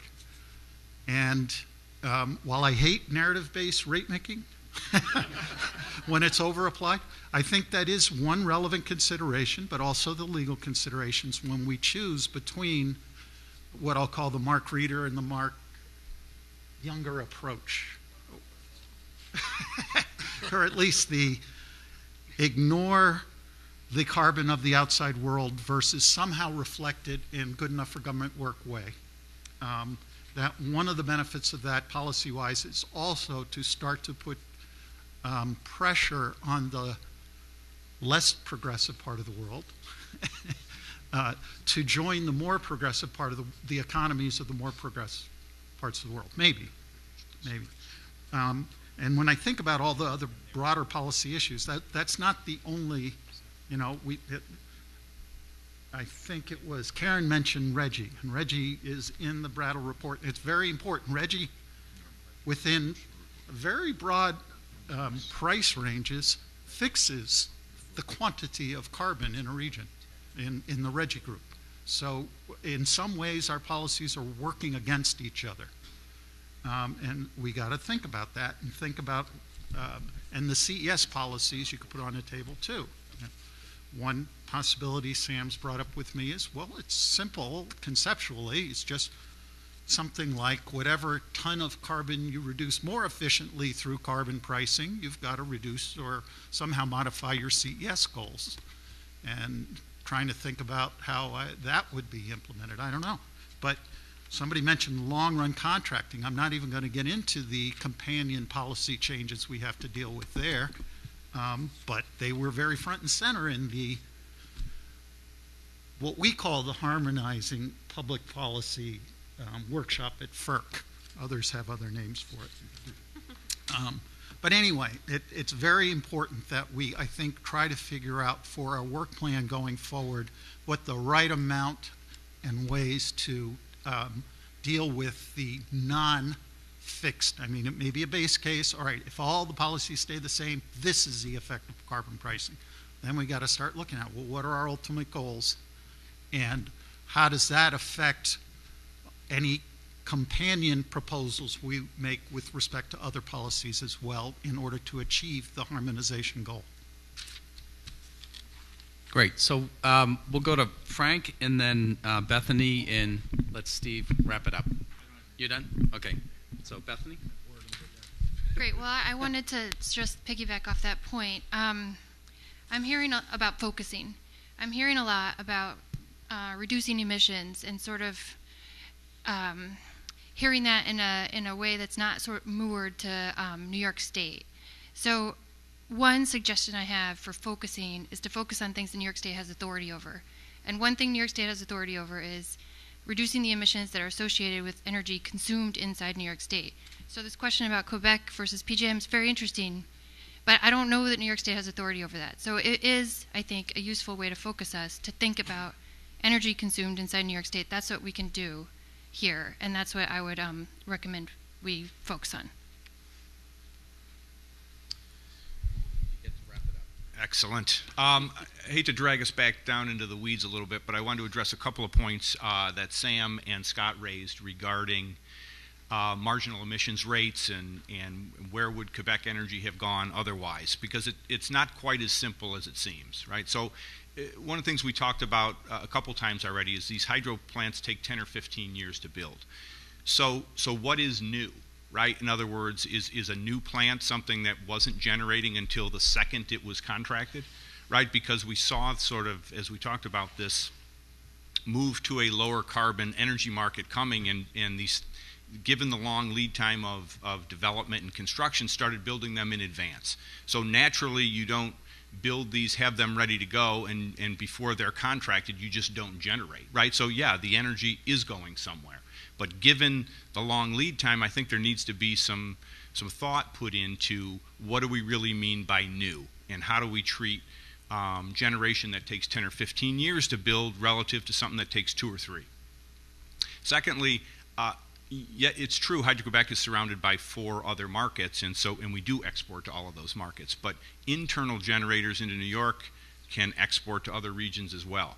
So if we are going to go that way and say, well, gee, where was this energy going, or where would it have gone had we not contracted it into New York, I think we've got to do that for internal generators as well. Because internal generators, rather than sinking their energy in New York, could export it to PJM, which is higher emitting, so there'd be lower carbon reductions there, so you could make the argument keeping it in New York is actually increasing emissions. And I don't think we want to go there. And then finally, the other complicating factor is that all these arguments about where would the Hydro-Quebec energy have gone had it not been imported into New York presumes that Hydro-Quebec exports in total are going to stay the same regardless of energy policy in the surrounding regions, and they're not. We are going to respond to the signals and market mechanisms of the markets that surround us. And the one alternative that folks tend to not look at is leaving the energy in Quebec. Right, so we've got carbon goals of our own, and given the near zero carbon output of our electric sector, the natural next best carbon reduction avenue to pursue is electrification of transportation. So if we go that route, if that's the best way to decarbonize North America, is to transform our transportation to electric, increase load in Quebec, and keep the energy there, because it's not recognized in the surrounding markets, then that could be the way it goes. So it's a lot more complicated than it seems to say what would have happened to this Hydro-Quebec energy if it didn't sink in New York. Great. So I just want to remind folks out here, if there's a question that you want to pose to the panelists here, please feel free to write them down and wave the card, and we'll pick them up. And time, as long as we have enough time, we'll ask a few of them. So this next question, before I ask this next question, how many lawyers are sitting around the table? How many lawyer wannabes are sitting around the table? I'm not a lawyer, but I did, it just seems like it's come up a couple of times, and it seems like sort of an obvious question. Are there real limitations that the state should be taking into consideration now from a legal perspective in the approach to addressing leakage? What do we know from where, if there have been challenges elsewhere, what do we know from what has become of that? And if there are not, where are the landmines that we might run into? Go ahead, Bethany. Yeah, so there's discrimination and there's extraterritoriality concerns, which I think Warren referred to. And both of those are addressed by a focus on just applying equal treatment to generators that are serving our consumers. On discrimination, this isn't about us, about New York State, I should say, trying to sort of empower our generators to compete on, with other generators to get better, to be able to have better competitive power somewhere else, or the other way around, or anything like that. This is about us imposing a carbon charge here in New York State and making sure that any generators that serve our consumers pay the same charge or are subject to the same charge. That's what this is about. And that also, I think, addresses the extraterritoriality question, because we're not trying to change emissions in some other state. We're trying to change the emissions that are associated with the electricity that's consumed here. What about, to Sam's point about exports being as important a piece of this question here related to leakage? How does what you just said apply to doing something with respect to leakage on power being exported from the region? Yeah, I think on exports, the focus again can be on equal treatment. These would be, I guess, generators from New York State who are competing in a different market. So ensuring that they have equal treatment with those generators makes sense. And I think, but the issue is exports hasn't been reviewed by any court. So this is, I think, an area that is going to take a lot of work. So I'm not going to restrict myself at this point to any recommendation. But I think equal treatment on this one is extremely important as well. Alan? Thanks, Paul. I agree with everything Bethany stated. I think those are key words, is fair treatment. But just one additional thought is, who is the actor here? Traditionally, Dormant Commerce Clause applies to the activities of one state impacting the commerce of another state. Here we have the New York ISO, which is actually a federally regulated entity. So the question, in addition, so layering on this legal issue, may be who is the actor, and it may impact the outcome. Okay. That was a great point, and that was what I was mostly going to say. Just wanted to add a little color to that there's a case that a lot of people look at, not for this proposition, but it was the FERC v. CAISO case, and FERC was trying to say that CalISO was basically California because of its governing system, and so they were trying to get them to change their governing board. And the federal court said that no, they are not the same because you recognized it as a regulated entity under the Federal Power Act, and unless you, FERC, want to take that back, we will treat it as a totally different entity, notwithstanding its governance. And so I think it is a very real issue here. Is so long as this were something that was completely handled within the tariff of the New York ISO, I think that potentially insulates this. I do think you'd have to watch for anything that New York State does in a complementary way to try to help administer this program. I think that definitely would open the gates. I do think in any event, a lot of what Bethany was saying, I think really focusing on consumption, it's probably better to not be calling this a border adjustment if we are concerned about Dormant Commerce Clause applicability, because that really does sound like a sort of border tariff, which is sort of the classical reason why the court stepped in and created this Dormant Commerce Clause.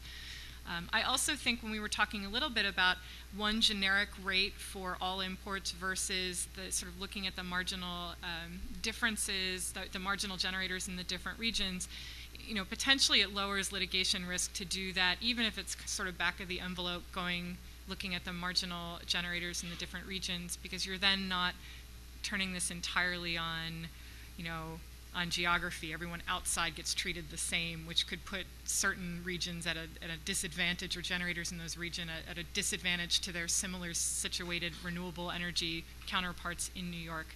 So having something that recognizes the very different emissions profiles in the different regions, I think could help, and yet I don't think the Dormant Commerce Clause would require precision.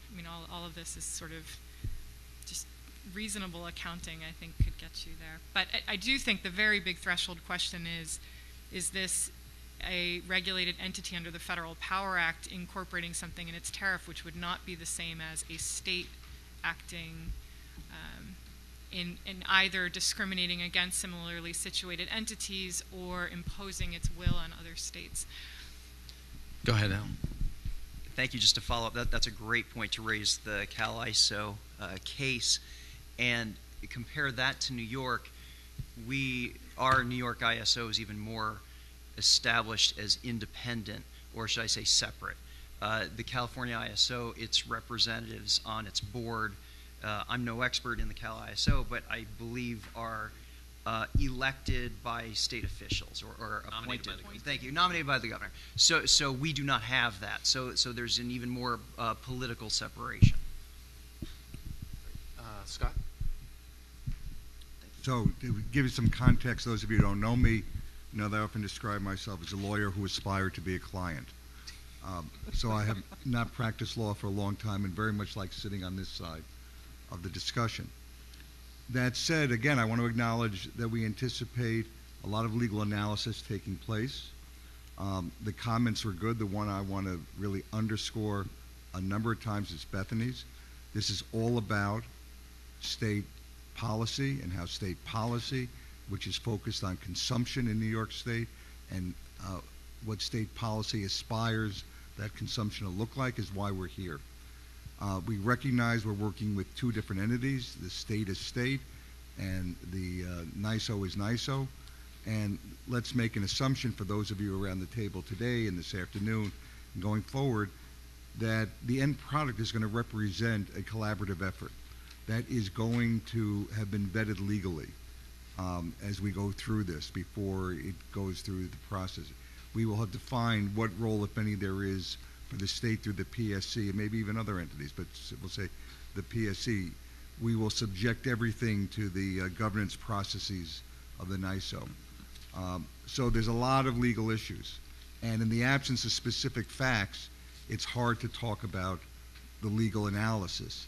And since we are far away from specific facts, I want to urge all my colleagues, lawyers and non-lawyers, to leave the legal discussion for another day.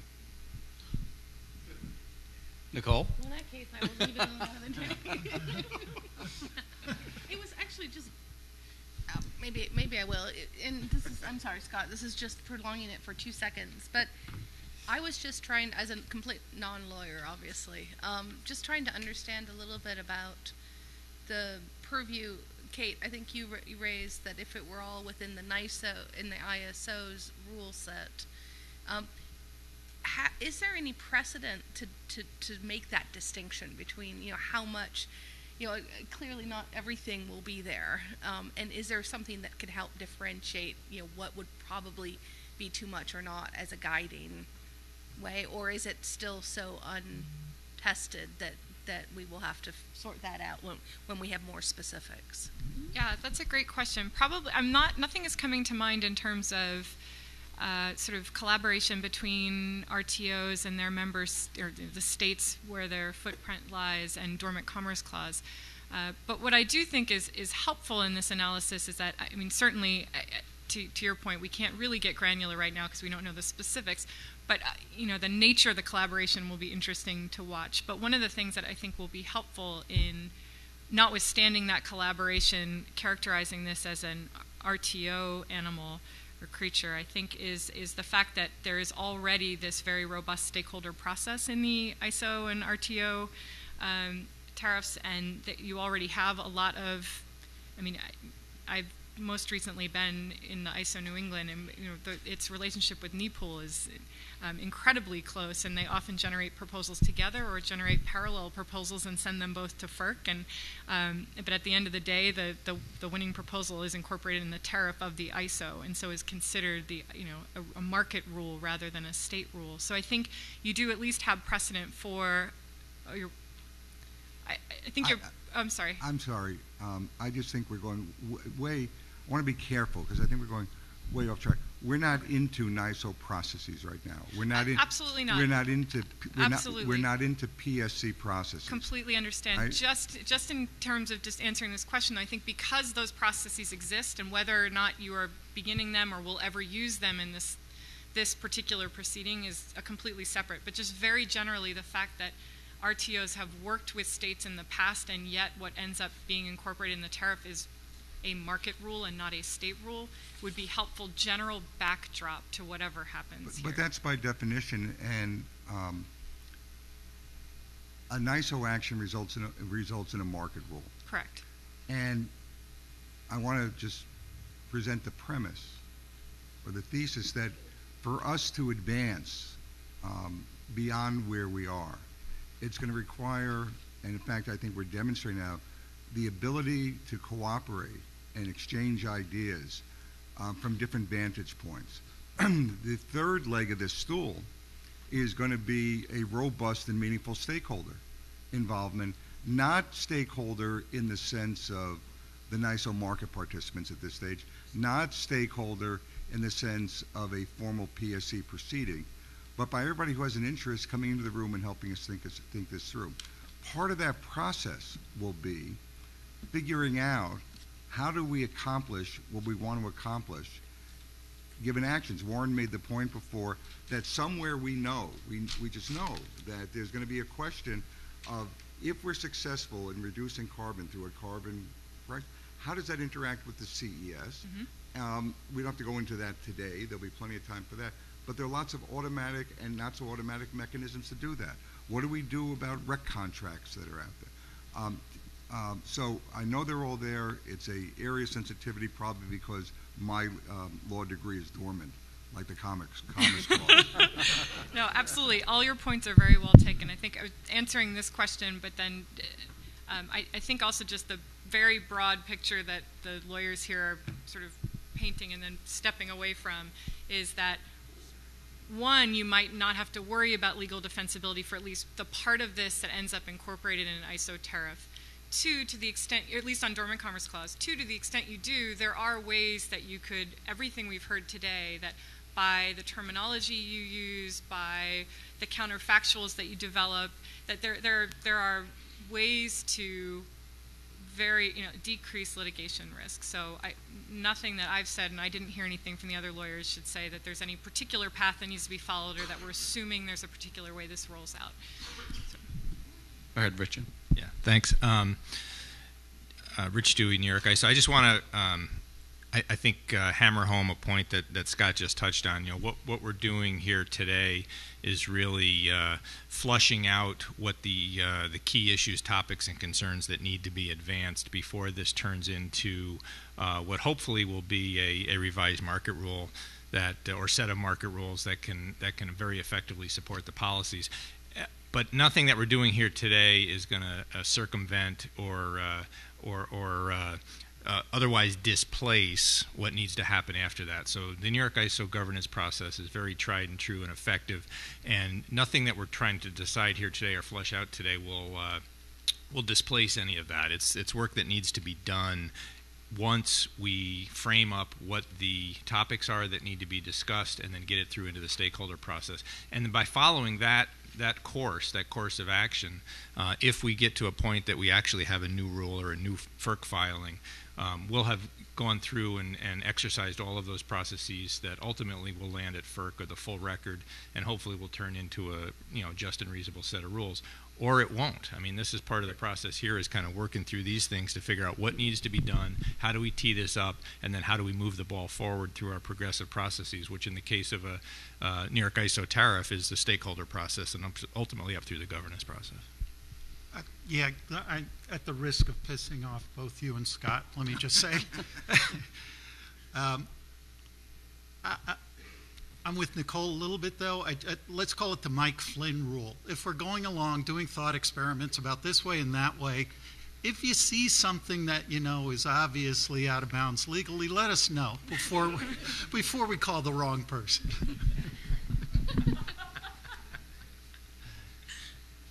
So, following up on something Rich said, the last thing I want to ask people after this next question is what is it that hasn't come out on the table yet that NISO and that the state should be thinking of in terms of framing up what needs to be considered in the process that will go forward from here. But before we get there, I just wanted to make sure we talked a little bit about we've talked a lot about leakage to other regions. Talk a little bit more about leakage to other sectors, or what happens. Are there considerations with respect to leakage within the state to smaller units, to distributed resources? What will be the impact or potential impact, good or bad, of this on entities not necessarily covered by the program? Any thoughts, Mark? So, again, at a fairly high carbon charge, I think you have to have concerns about leakage to other segments that maybe were not as big a deal with Reggie. For instance, you want to be very concerned. I never understood why Reggie exempted under 25 megawatt units, but I think you want to be very concerned that you do not have a rule that effectively taxes a relatively efficient combined cycle unit, with the result being that it induces less efficient units that somehow are exempted to run more. Because that, back to one of the points, that clearly should be going against state interests. And so I think you need to try and make this as broad, at least on a first order effect. Anything transacting in the markets should be equivalently treated. I think it is difficult, if not impossible, to try and deal with the second order effects, and we would be better off in the long run getting something in place that addresses the market, addresses that you can put carbon into the market, and addresses the first order effects and works, than to take many more years trying to address these second and third order effects. Because, if you get it in and it shows that it works, then maybe the hope is that within those number of years it expands elsewhere, other sectors, etc. And that in the long run does better at addressing these secondary effects than trying to set up rules from the beginning to try and do these very difficult tasks. Karen? So in terms of other leakage to other sectors, I guess the second order effects Mark was talking about, one of the features that I guess is currently being talked about, and this spills over to the other panel in terms of uses of the revenue, is you to a certain extent mitigate, well, you do mitigate the disincentive to use electricity. So basically, to reach our long-term goals, and New York State's long-term goals of reducing carbon emissions substantially, you're going to have to move beyond the electricity sector. And ultimately, authors of the IPCC reports and others agree that that's decarbonize the electricity sector and electrify other energy uses has come up here before. And if you had a really big price impact from this policy, that might stall the movement in that direction. And so having the revenues go back to the load-serving entities helps guard against that. So. David? Yeah, that was exactly the point I was going to make. I'm not sure about I think we'll talk about where the money goes back and how to address that. But the state's electrification goals are very important. I'll reinforce that. Excellent point. When electricity gets more expensive relative to other sectors, you're going to impede electrification of the heating sector. You're going to impede electrification of the transportation sector. And I think that addressing those issues, I think, is very important. Somehow making some kind of a mechanism for LSEs or others to take credit for carbon abatement that comes from those activities certainly would be one way to address that. So, but thanks for making that point. That was a very good one. No other comments on this? Seems like the electrification issue is a big one, or it could be, given the size of the number that's being discussed. Yeah, go ahead, Dave. I think electrification is an area where we all have something to gain. The generation sector and the transmission sector, the loads have something to gain. It's the environmental sectors. I think this is one where there's a lot of potential around the table to come to something that's a win-win for a lot of the sectors that are represented here. Go ahead, Sam. I very much agree that there's no way to meet the goals without decarbonizing the other sectors, and electrifying them is a big part of that. The thing is, to make progress in those areas, that's not going to depend on just keeping the electric price low. And the electric price is, of course, only one small factor in what affects people's willingness to go to heat pumps and go to electric cars. What is really, not enough will happen in those sectors unless there are also programs in those sectors, or ways to charge for the carbon emissions, or incentives to move to cleaner through electrification. So you can't look at this as if none of those policies are going to happen. They have to happen, or else we won't achieve the goals. And what the little bit of change that happened because of the wholesale electric impact will be the least of the problems. Oh, go ahead, Scott. Yeah, I just want to follow up with Sam to the point, and just draw out an implication. So,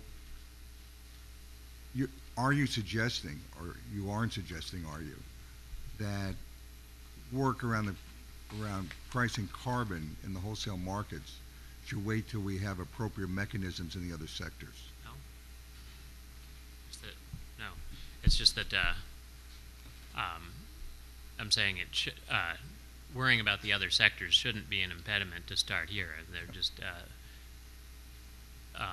for the other sectors to decarbonize, they will need policies addressing those sectors particularly. It is nowhere near enough to just say, oh, keep the electric price down. Seemingly in response to Sam, but not, just so I can keep the mic. I want to go back to the question of the under 25 megawatt resources, and the point that we should rethink that limitation and invite any comments, either agreeing with or disagreeing with Mark's point. Oh, Warren, I was counting. Go ahead, Warren. I want to go back to Sam. But Sam, wouldn't you acknowledge that the quantitative extent of the impact of this on electric retail prices matters with regard to your opinion? Didn't your opinion depend on small changes in the electric retail price as opposed to larger changes? And then we'd have to talk about what's small and what's large. Well, that is a big part of what I was suggesting, and of course the analysis that we did showed that especially if you allocate the carbon revenues back to the customers, that the effect on customer electric costs is quite low. So that's one piece. The other is you can't look at this in a vacuum. I think you have to assume that there will be companion policies or in the other sectors, if not immediately. That's a whole endeavor to take on in any case. Warren, you're all set? I'm all set. Everybody can now answer Scott. If anybody wants to. Yeah, go ahead, Frank. Again, back to a point I've made before, thinking out loud. If we adopt a significant carbon adder and we continue to exempt these smaller 25 megawatt units from any sort of coverage, wouldn't the effect be to encourage them to operate even more frequently? And they tend to be the dirtier peaking units, which creates a separate set of issues with regard to reliability that we can't entirely ignore. But from the perspective of the state's policy of trying to reduce overall carbon emission levels, it seems to me that we cannot ignore them. I don't know what the right answer is because, as I just said, you've got these other issues that are particularly in the city, legitimate issues we have to worry about with regard to peaking. But from the perspective of the public policy we're talking about here, you can't leave them out.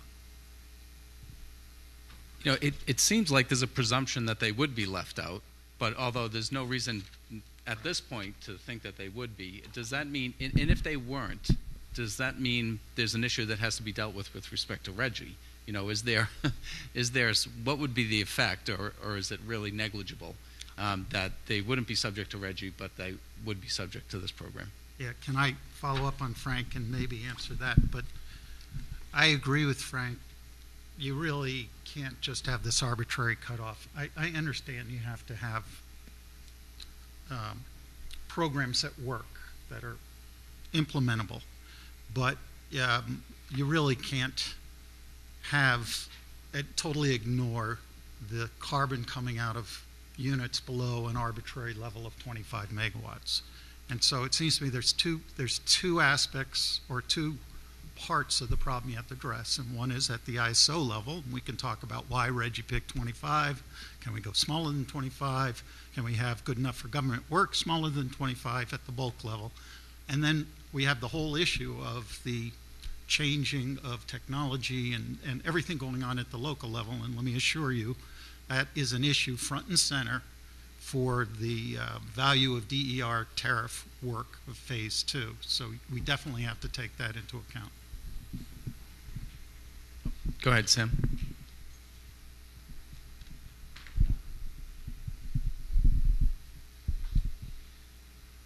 So I have to say, first of all, that 25 megawatts was a pretty bizarre number, because that is a pretty sizable generator that we're talking about. The only thing I'd have the greatest concern about is implementation of a program that drops the 25 megawatt number down to something that's a lot more minimal, and that just suggests that it's going to be a large enforcement issue. It's going to be a large compliance monitoring issue, and so that's another one of our buckets of resources that we have to manage. Go ahead, Mark.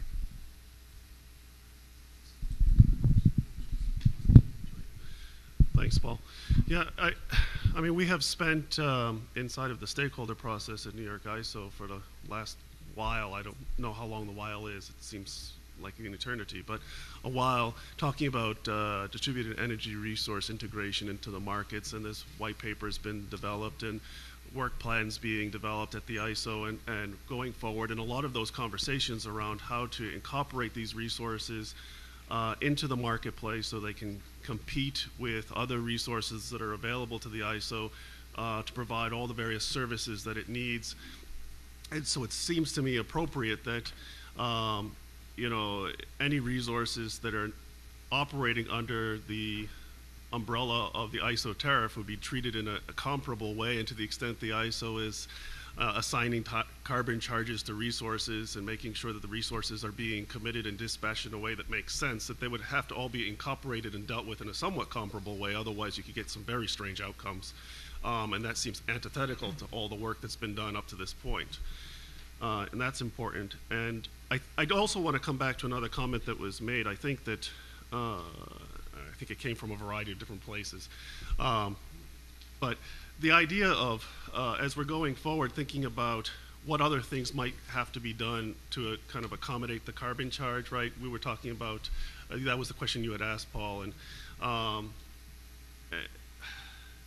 I think that one of the issues that's perhaps not on the table is how we think more broadly about the infrastructure that needs to be built to support the integration of the carbon charge, not just the technical infrastructure, and the accounting infrastructure, but also, there's physical infrastructure to move resources around, and transmission and whatnot. And the ISO has a transmission planning process, and there's a variety of things, and now it's incorporating measures of, okay, are there carbon measures now built into the transmission planning process, and how it thinks about where transmission is best sited in order to meet these broad goals. So I think that's a whole pile of stuff that hasn't been discussed, but I think that's important also to put on the table. Liam?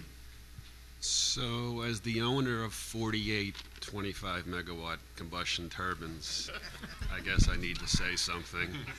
Took you long enough. And aren't I a client of yours, Mark? Really? I mean, so go reread my consulting agreement. I do. I do that occasionally and torture myself. But I think the precedent for the exemption was there's other EPA, which fails me right now, but there are other federal air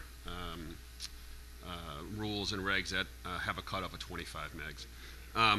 But I do pipe up to say I don't think they would run, unless you have an exorbitantly high adder, I don't see those things running more, even with the higher clearing price. These things run in the low single digits capacity factor. I don't see that trending up. So, thanks for bringing it up, Frank. So, just have a few minutes left here. What I thought we could do is just go around the table now and to the extent you guys can think of the three key things that the state and that NISO should make sure become part of the deliberative process going forward. But taking from the perspective of leakage, what are the things that need to be addressed, that need to be focused on, including what we've already talked about, but also anything else that we haven't talked about to this point that's been left out of the discussion that need to be part of that process. Anyone, I was going to go right around the table, but just go ahead and put your flags up if you want to address that. Go ahead, Mark. So, I don't know if this is something new. Certainly it came up, but I think one of the things that needs to be the focus is a defensible method for dealing with leakage that is fairly simplified and gets to the main crux of the problem. Something that addresses, 80 to 90% of the problem and could be implemented on a 1 or 2 year timeline is much better than something that addresses 99% of the problem and has a 5-year timeline. Darren?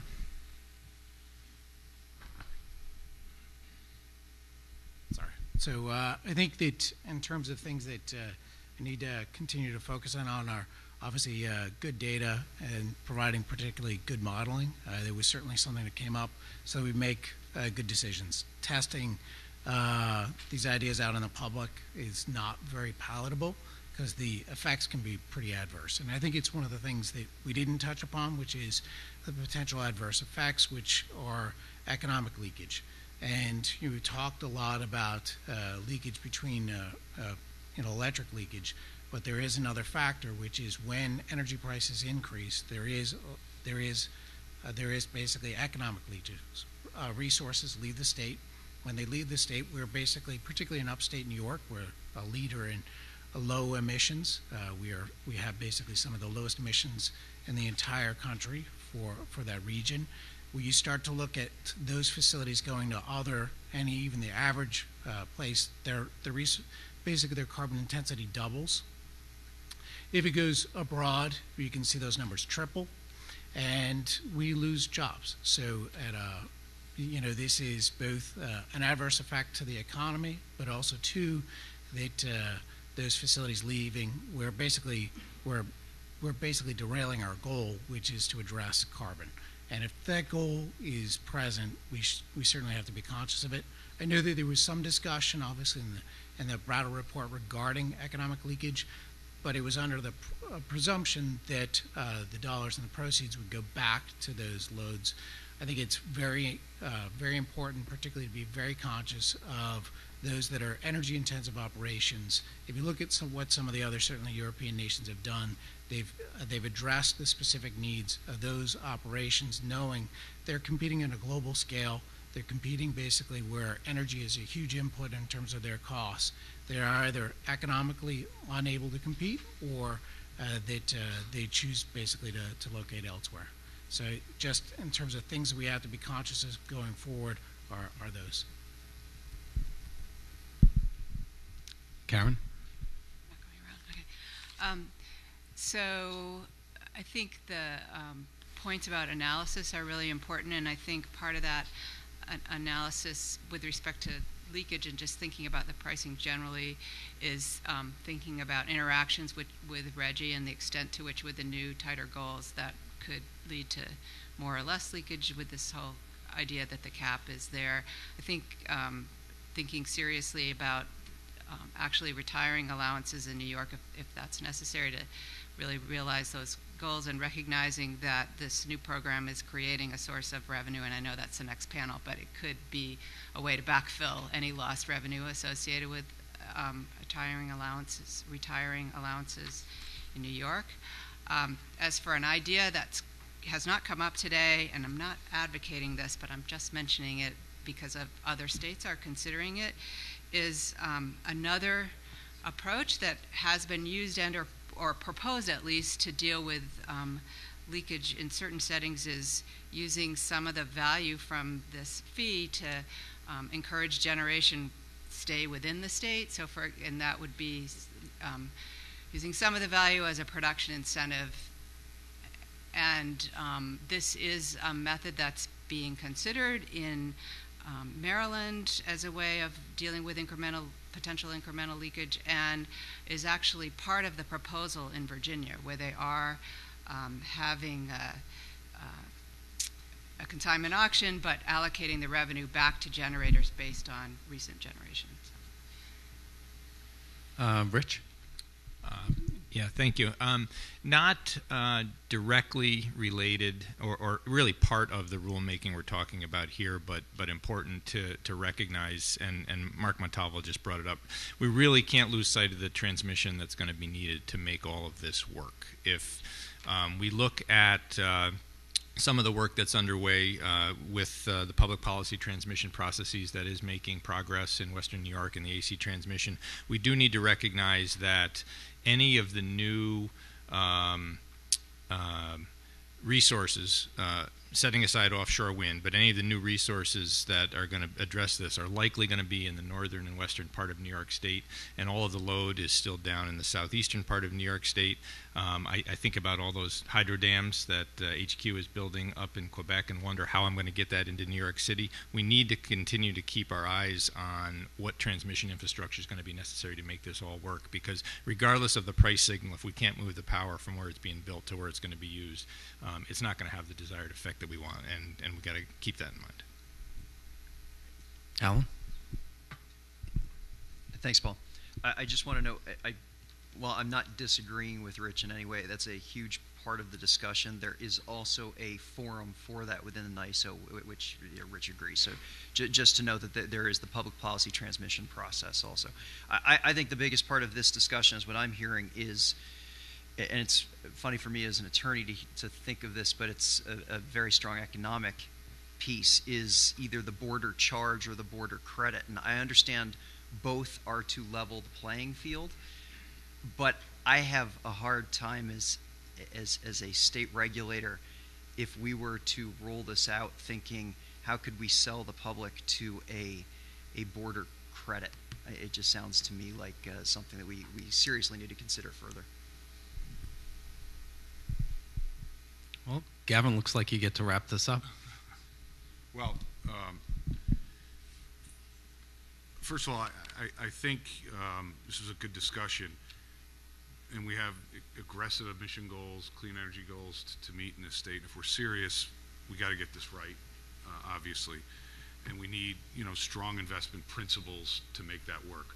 What I'm a little disappointed about this morning is, and I'm not here to give Brattle a commercial, but Sam and his team spent an awful lot of time on two options, and we didn't really discuss those options. We touched on them a little bit, and I think it's really important for us to not reinvent the wheel, but to look at those two options that Sam and his team put out there on aligning the investment signal with the markets, because I really think we don't need to reinvent the process. So my answer is let's move forward with carbon pricing. When I started my comments this morning, I think I gave the impression is just go ahead, it doesn't matter what leakage is. That wasn't my intent. There's other issues in the carbon pricing initiative that can be worked on, and because we're struggling or working through this issue we can't just stop because we're having a hard time grappling with this issue. I think we should use Brattle's work as a resource and continue to move aggressively towards coming up with a market principle and a set of rules that will work and pass the muster at FERC. Thanks. All right. Well, unless anyone else has anything else to say, I think we're at the point where we'll break for lunch and be back here at 2 o'clock for the next panel. Thank you.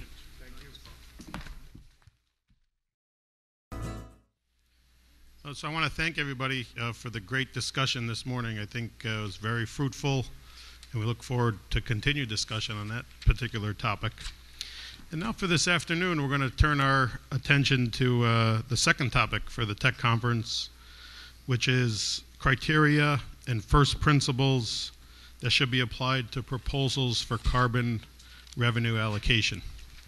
And I realize there's some new participants in the roundtable discussion, so in just a minute we'll have a go around so people can introduce themselves, and then the audience can, those here physically and on the internet, can know who's at the table for the discussion. And with that, I'm going to turn it, we'll go around and have to go around. Oh, I'm sorry. And I should introduce myself for those who weren't here this morning. I'm Marco Padula, a Deputy Director of Market Structures for New York State Department of Public Service. I'm Warren I'm Warren Myers. I'm the Director of Markets and Regulatory Economics at the department. My name is Scott Wiener. I'm Deputy for Markets and Innovation at the Department of Public Service. Hello, I'm Carl Moss from NYSERDA, our Director of Energy and Environmental Analysis.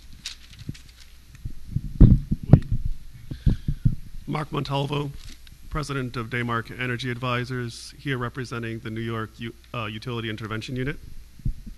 Frank Murray, the former President and CEO of NYSERDA and a member of the ISO's Environmental Advisory Board. And the empty seat next to me is Liam Baker. We'll be right back, Eastern Generation. Sam Newell, Principal at the Brattle Group. Valerie Strauss with the Association for Energy Affordability. Cheryl Musgrove, Pace Energy and Climate Center.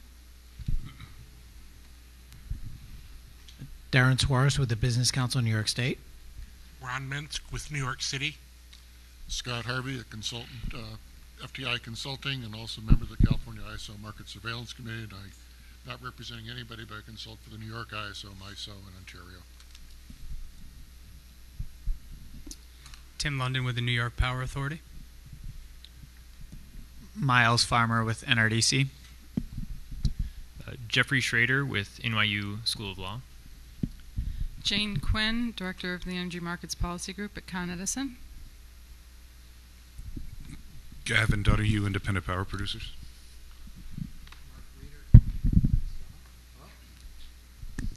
Mark Reeder, Alliance for Clean Energy, New York. Aaron Breidenbach, Consumer Power Advocates. David Clark, Power Supply, Long Island. Jeff Bishop, Key Capture Energy. Jay Brew for Nucor Steel Auburn. Jim King for Multiple Interveners. Tom Rudebush, New York Association of Public Power. Thanks, Tom. Alan Michaels, Department of Public Service. Mike DeSocio, New York ISO. Rich Dewey, Executive Vice President, New York ISO. Kelly Joseph, Energy. Nicole Bouchez, New York ISO. Paul Hibbard, Principal with Analysis Group. And with that, I'm going to turn it over to Paul in just a minute. I just want to remind everyone, if there's any questions from people in the audience that they would like Paul to present to the panel, there's note cards on seats, and you can write them, and we'll come around and pick them up for you. And as we have time, we will have Paul present them. And this is Paul Hibbard from the Analysis Group, and he is going to be our facilitator for this afternoon. Paul? Thank you. So I'm sure we'll get lots of cards from the audience this afternoon, and there'll be lots of time to discuss them because this issue is nowhere near as controversial as the one we were talking about this morning. There was a lot of modeling discussion. I think there was some dormant commerce clause discussion. Here, we just need to talk about money. So it should be really easy. Seriously, obviously there's potentially a huge pool of revenue that comes from implementing a program like the one that's been contemplated. And we know both in principle and in practice that how that money is used can have major impacts. Major impacts on consumption decisions, major impacts on consumers, on the economic impacts associated with implementation of the program. And so for this discussion, we'll go through that. We have a number of questions, but mostly we just want to get focus on two things. And I know this is going to be very hard to do, but to be helpful, I think, to the state and NISO, what we're trying to do is set the framework for the discussions about these issues that will occur in the process coming up over the next number of months. So what's most important is really how to structure that discussion. What are the principles that are important when thinking about how the revenues that would be associated with a program like this should be used? What are the goals for using these funds? Should the goals be focused on minimizing cost impacts to all consumers, to certain consumers? Should it be focused on sending really efficient price signals? Economic growth, jobs, is it greenhouse gas mitigation? There are a lot of options here, and I'm sure there'll be a lot of opinions about how the revenue should be used. And in particular, we have a model for this with RGGI where the number of dollars, I think, at stake here are much larger. But when we look at the way the various RGGI states have used their revenues, they span the full range. Some revenues were used for non-electric sector greenhouse gas mitigation, some for sending it right back to consumers, some with those revenues targeted to low-income consumers. Other states used it for investment in energy efficiency. Some used it to reduce general fund concerns. So there's sort of a wide array of possibilities associated with the use of revenues from a program like this. Rather than focus on everyone's opinion about how they think the revenues should be used, again, if to the extent we can stay high level and focus on what are the right principles to apply in making decisions about how to use these revenues, I think that'll be most helpful at this point in time. So, with that, why don't I just open it up with that question, and rather than, again, we won't go around the table, but if you do want to talk, for those that weren't here this morning, put your flag up on end. I will do my best to try to call folks in the order that you put up the flags, but I will also, no doubt, fail in doing it in the right order. But starting out, what are the, how should the state be thinking about the principles that should guide this decision about how to use the revenues associated with a program like this? Just real quick, a few core principles would be helpful at this point. So I'll start with Jay. I'm pretty sure you had it up before we even started this introduction. So, actually, all right. Well, it's up to you. You guys can fight it out. It might be a similar response. No, I think first of all, MI is open to exploring the carbon pricing, as we said, but to us, it's got to be done in a manner that doesn't harm New York's economic position with other states, regions, internationally. So for us, it's critical to decide how is this going to work. And for us, a carbon charge should run through the NISO settlement process on the same manner in which it is implemented. The impacts can be staggering, up to 60% change in the wholesale markets. So we're extremely concerned with the economic fallout and job loss that could be catastrophic if this isn't done in the correct manner. And depending on which way it's done, any manner, it needs to be transparent as to how those funds are utilized or refunded. Go ahead, Jay. Thanks. I guess basically this is, when we're talking about cost allocation, it's supposed to be rate making, principled and boring. And so I'd agree with Jim that when we're talking about the program here, it has to relate back to what you're actually trying to accomplish, not with the funds, but with the program. And if what we're talking about is trying to minimize emissions from the electric supply sector, which is the primary focus of the Brattle report, just to stick to that, then by far the basic objective of the fund, it needs to be customer cost mitigation. And the easiest way to do that without being overcomplicated is to reflect in the settlement process. So it should be, to our mind, at least pretty straightforward. Jeff? Okay, go ahead. Thank you. As a energy storage developer, what we would really most like to see is for the PSC to be awarded the flexibility to allocate the money as they see fit for the best ratepayer benefits. There are lots of instances for energy storage that do not get compensated by the wholesale market. Everything from reduced capacity, similar to energy efficiency, reduced capacity costs, to voltage support on distribution lines, as well as just overall increased transfer capability. And so in Massachusetts, there was a 2.4 benefit to cost ratio done in a study by the state on 1,700 megawatts of energy storage being deployed. NYSERDA is currently leading a similar effort. Without some way of being able to monetize some of that for the energy storage owner, a lot of these projects won't get built. And so we would be for the PSC or some other agency having the ability to be able to go out and figure out where the ratepayer impacts are and where the market currently has an imbalance, and be able to see fit in that way. Scott, you want to jump in? Yes, I do. Just on format, and I know it's and I'm serious. I know it's challenging, but I'd like to specifically have us stay away from specific outcomes of an allocation. In other words, Jeff, I would prefer, as we go forward, not to say storage should get the money. If I was trying to frame it as a criteria, it might be that funds should be made available to support emerging technologies in the electric sector.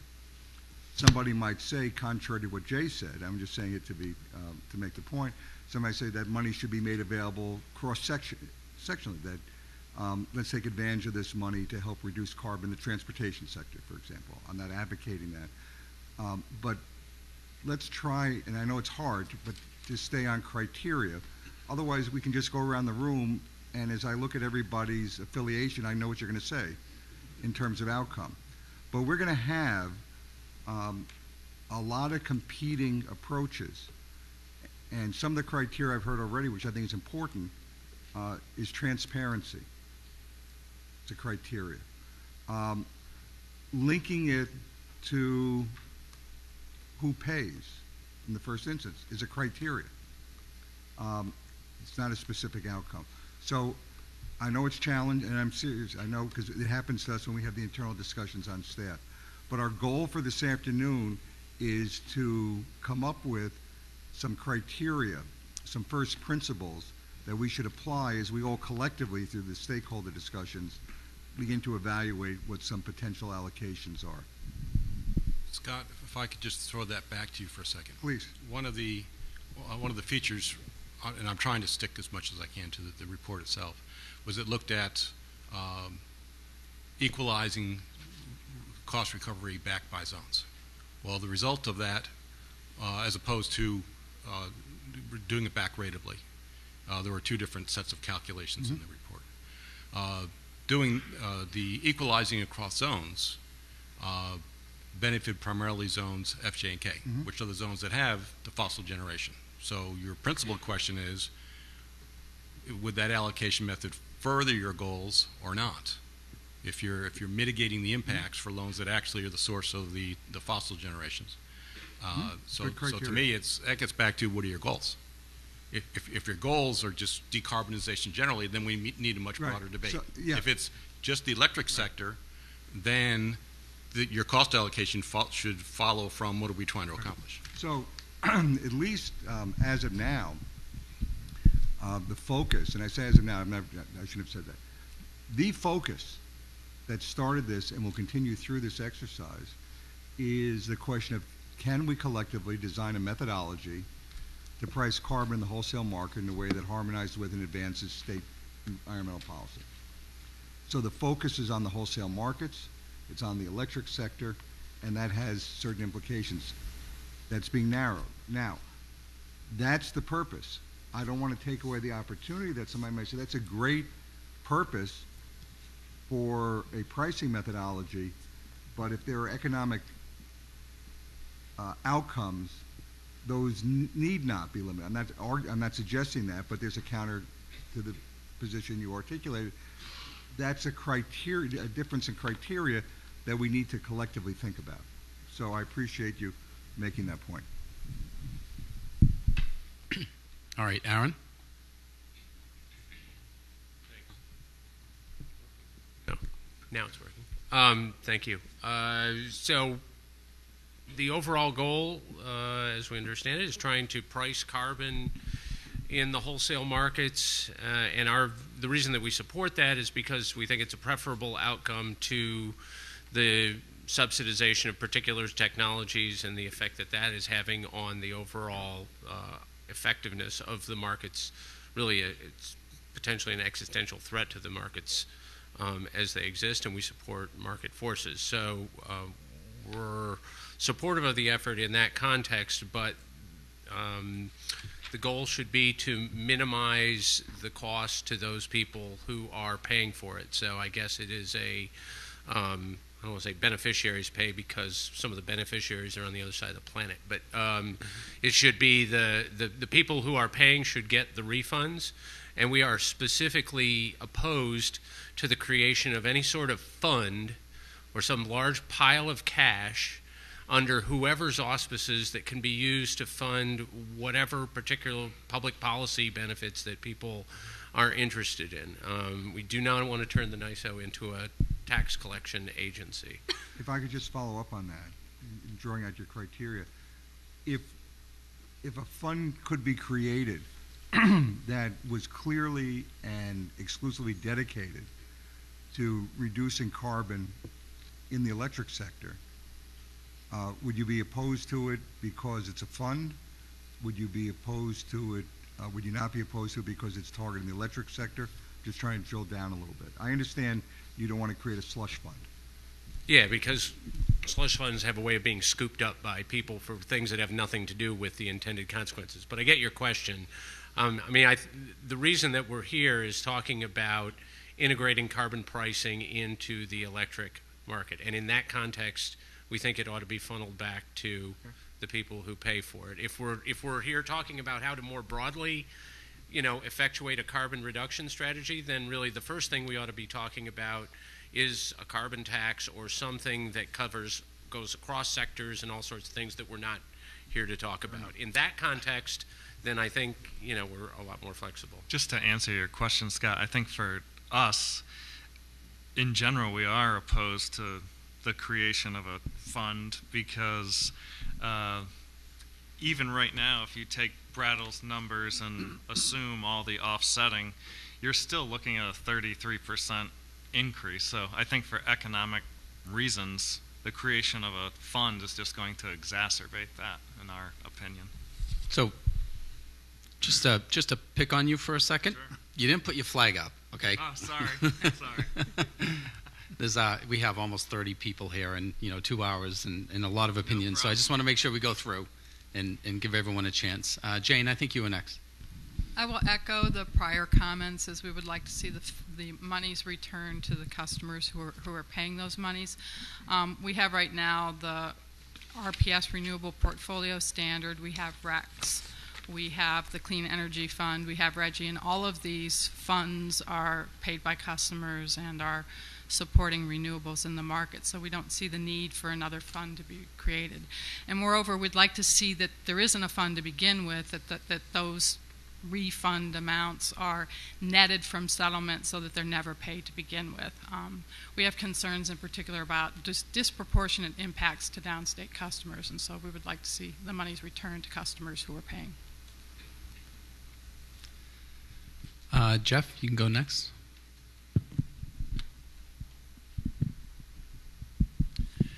So if the goal is to price carbon, then we do get some guidance on some general principles here.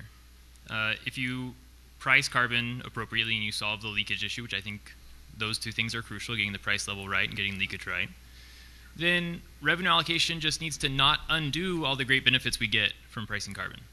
And those benefits are, sending the right signal to the market, doing it in a technology neutral way, and doing it in a way that gets least cost abatement. So long as we don't unwind those things with our revenue allocation, there's lots of good ways to allocate revenue. Lots of things are fair game.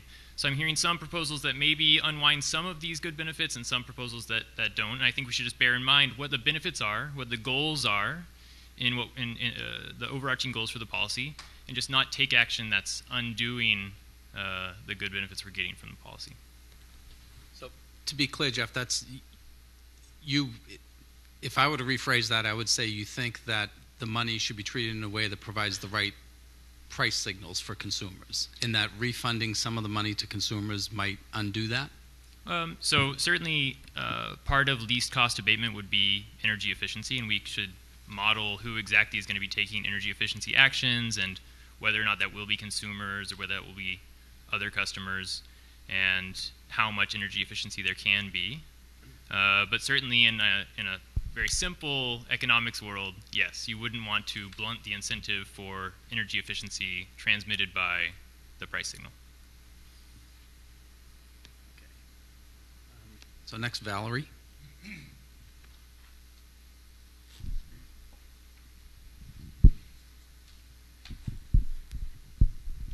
Thank you. It'll probably come as no surprise to most people around the table that I actually don't think it should all be automatically refunded to customers. I would argue what we're here to discuss is reconciling the wholesale market with a public policy initiative. So we can't totally ignore public policy that the state is trying to achieve. And I would argue that with REV underway, we have a number of proceedings that should be considered when figuring out how we approach the issue of carbon pricing in the wholesale markets. I know the Brattle report mentioned, for example, the value of DER value stack and how that would have to be adjusted, which it would have to be to ensure we don't have double counting of the carbon. But there are other proceedings that also I think need to be addressed. So my feeling is that we need to provide a little bit of flexibility going forward. There's a lot of uncertainty in these modeling, and so I'd like to see probably some additional work done on modeling, on consumer behavior, on energy efficiency, on beneficial electrification, and the impacts on those technologies. And we really don't fully, I don't think, I mean, as good as the Battle Report is, I don't think we fully understand exactly what will come down the road. So ensuring some flexibility for the state to reconcile its various policies from the wholesale to the distribution level under REV remains a very important consideration. My own personal view would be that we want to make sure we don't have too large of an impact, and we have to figure out what too large is on consumers, but we want to make sure that we continue to address our affordability issues for low-income consumers and the needs for energy efficiency.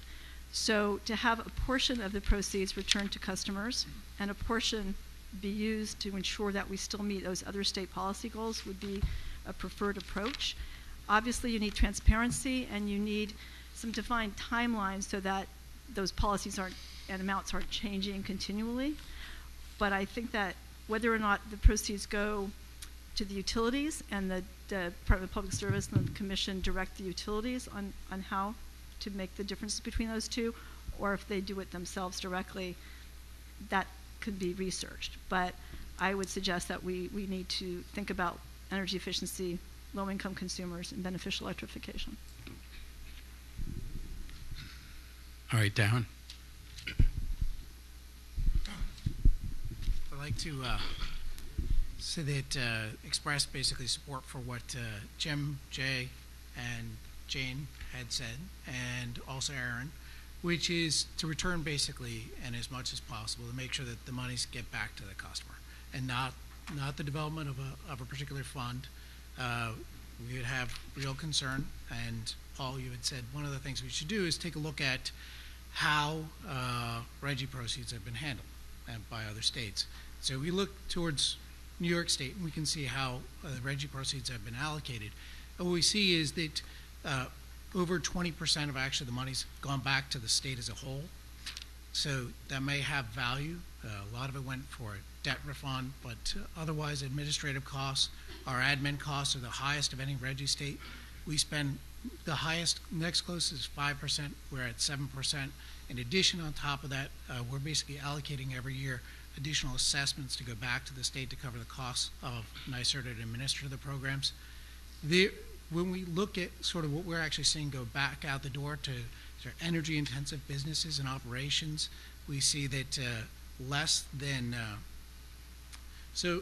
basically 1.3% of that total is actually going out to commercial customers, and about 217 million is going out to industrial customers in total, and that's out of $1 billion. So we're looking, that number is 217 is the total amount of money that's gone for administrative costs, and it's actually only 13 million for industrial customers. So the numbers are pretty skewed away from those that are paying a significant amount of energy costs. And I think sort of taking a look at where the history of the state, it makes sense not to create a fund because it's just too tempting. All right, Brian? So I want to echo the first commenter who said that it's really important to make sure at the outset that we clarify exactly what it is that we're trying to do. I think what we're trying to do here is to reduce carbon emissions and to promote the consumption of renewable power. We're not trying to penalize people for anything, especially for not doing things that they may not be able to do. I don't think we're trying to transfer money from one part of the state to another, from one group of consumers to another. And I agree with other commenters that I don't think we should be looking to solve, to use a pot of money to solve other problems, even if they're closely related. I think it's also important to make sure that the system is designed so that it doesn't only allow us to say today we're trying to reduce, that we're going to reduce carbon emissions, but so that it actually works, so that in a couple years from now we can turn back and say it did reduce carbon emissions. It shouldn't just be a talking point today. It should be something that can be turned into one in the future. On the demand side, the charge is going to reduce emissions in part by charging a higher price for energy because of the carbon charge, and thereby creating an incentive for consumers to become more efficient. As others have noted, a sound approach to doing this is to return all of the dollars to the consumers. But I think it's important that to be more specific. You don't want to return all of the money to consumers on the basis of the power that the individual consumers consume, because what you're trying to do is have consumers face a marginal price that gives them the incentive to reduce, but then that the average consumer will actually get all their money back. So if you take a class of consumers, if the person who consumes an average gets an average amount back, they'll be held whole. Someone who essentially is more efficient than the average within that pool will actually come out ahead. Someone who is less efficient will end up coming out a little behind. They're essentially paying for their inefficiency. But it's really important to do that fairly. You need to make sure that when you're putting consumers competing against each other, essentially for the benefits of the efficiency, that you're putting people who are similarly enough situated that they can reasonably compete against each other. Those who do will save, and those who don't won't. So you need to get these groupings right, and you need to not change people. You need to not punish people for changing things that they can't change. Money should go back to the regions from which they came, and it should be given back to the extent possible to the same groups of people that they came from. So industrial can compete against industrial within a region. Commercial can compete against commercial. Residential against residential, and even more so to the extent that you can come down with greater granularity, you'll get more fairness. Because in the downstate region, it's not reasonable to expect, for instance, someone who lives in a lower income rental in the Bronx to be competing with someone who lives in a multi-million-dollar single-family home in Westchester, because they don't have the same opportunity in order to become more efficient. I appreciate the balance between the ease of program administration and what I'm kind of calling fairness, but one that is easier to administer but doesn't really work, I don't think is worth doing. When we're talking about returning the charge, we're also talking about really the distribution of benefits of the program. And I do feel the need to kind of interject here. There are other things that need to be distributed among the consumers, other benefits. Carbon reductions have really important co-benefits, including reductions of local air pollutants and increased resiliency. And these benefits are important. When I worked on the Clean Power Plan, when I was in the federal government, a substantial portion of President Obama's Clean Power Plan actually was derived from benefits, not from carbon reductions, but from local air pollutants. Given that the load in New York City and the relatively limited opportunities for renewables, it's important that people, that policymakers take a step back and appreciate that the city will not get these co-benefits if additional transmission isn't part of the process. And more importantly, New York State can't meet its own goals if there's not more transmission. Earlier today, someone commented that transmission is part of a different process. But I believe it's a really important part of making this work. And if we're going to do this, you need all of the parts that are needed to make it work. And if that's not part of this process, then the process needs to be expanded a little bit so you get everything that needs to make it work and not use jurisdictional issues, allowing them to become a roadblock to good policy. If you do this, you can make sure that people are not paying for stuff that they don't get. And that's why, and I think that's important to people, not only in New York City, where 45% of the consumers are at or near poverty, but people around the state. Everyone should have a reasonable opportunity to access the benefits of carbon reduction that this can achieve. I see you want me to stop, and I will. Well, I was just going to say, I mean, we have a lot to get through here, so if people could just keep their comments quick and limited, that'd be great. I can't see if your flag's up there behind Ron's, but yeah, okay, go ahead, Scott.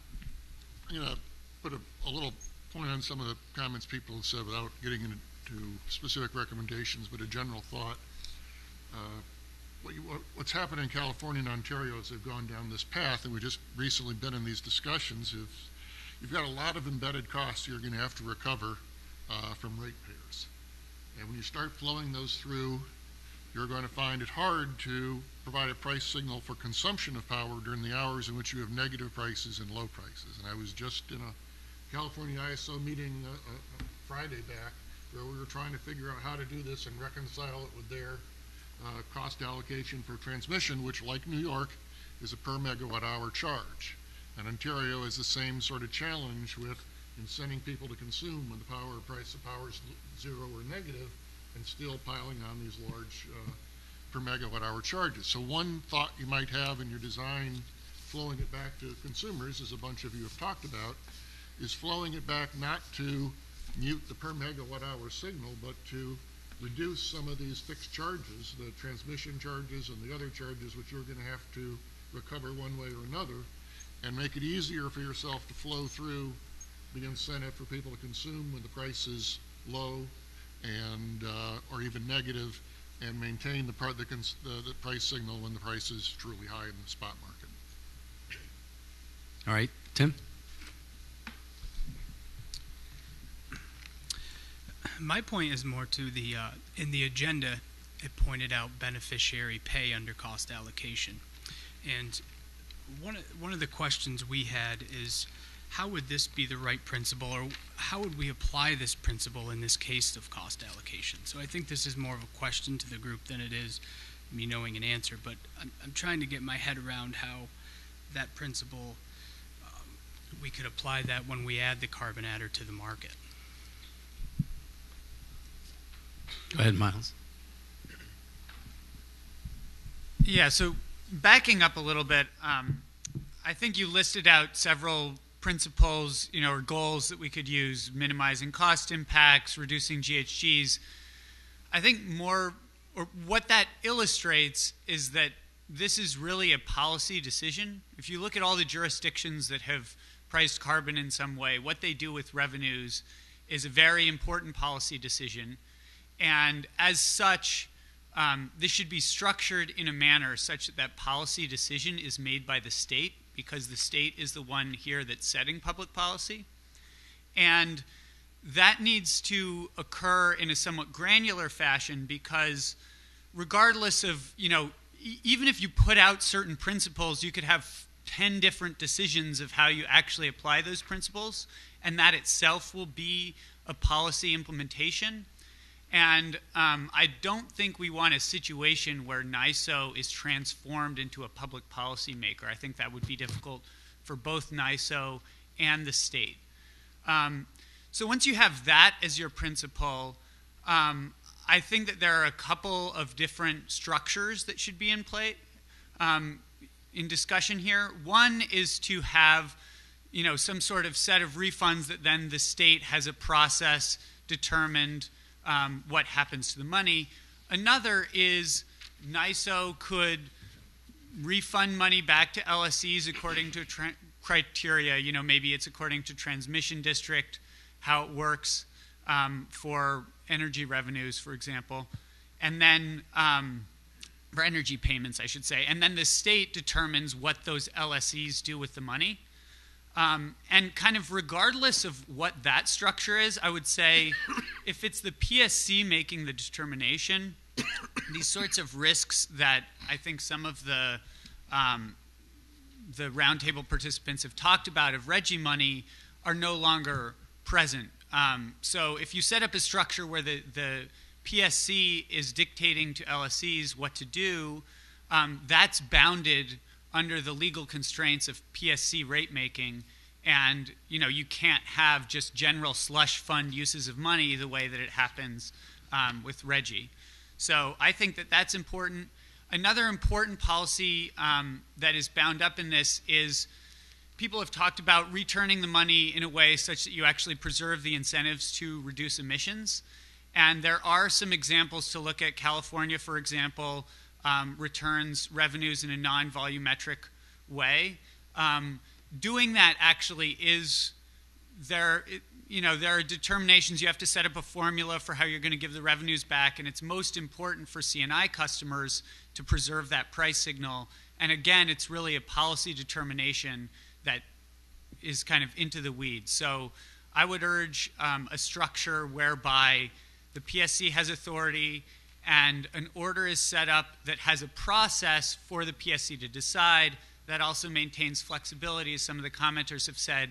If it turns out that implementing the carbon adder has kind of different results than we anticipated, a process that is structured could allow for some adjustments to take place.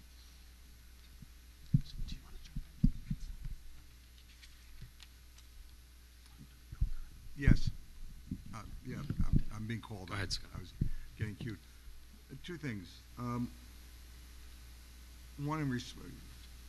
Two questions I just want to pose. I don't want to direct anybody. One is the question of fairness. I would posture that as a criteria.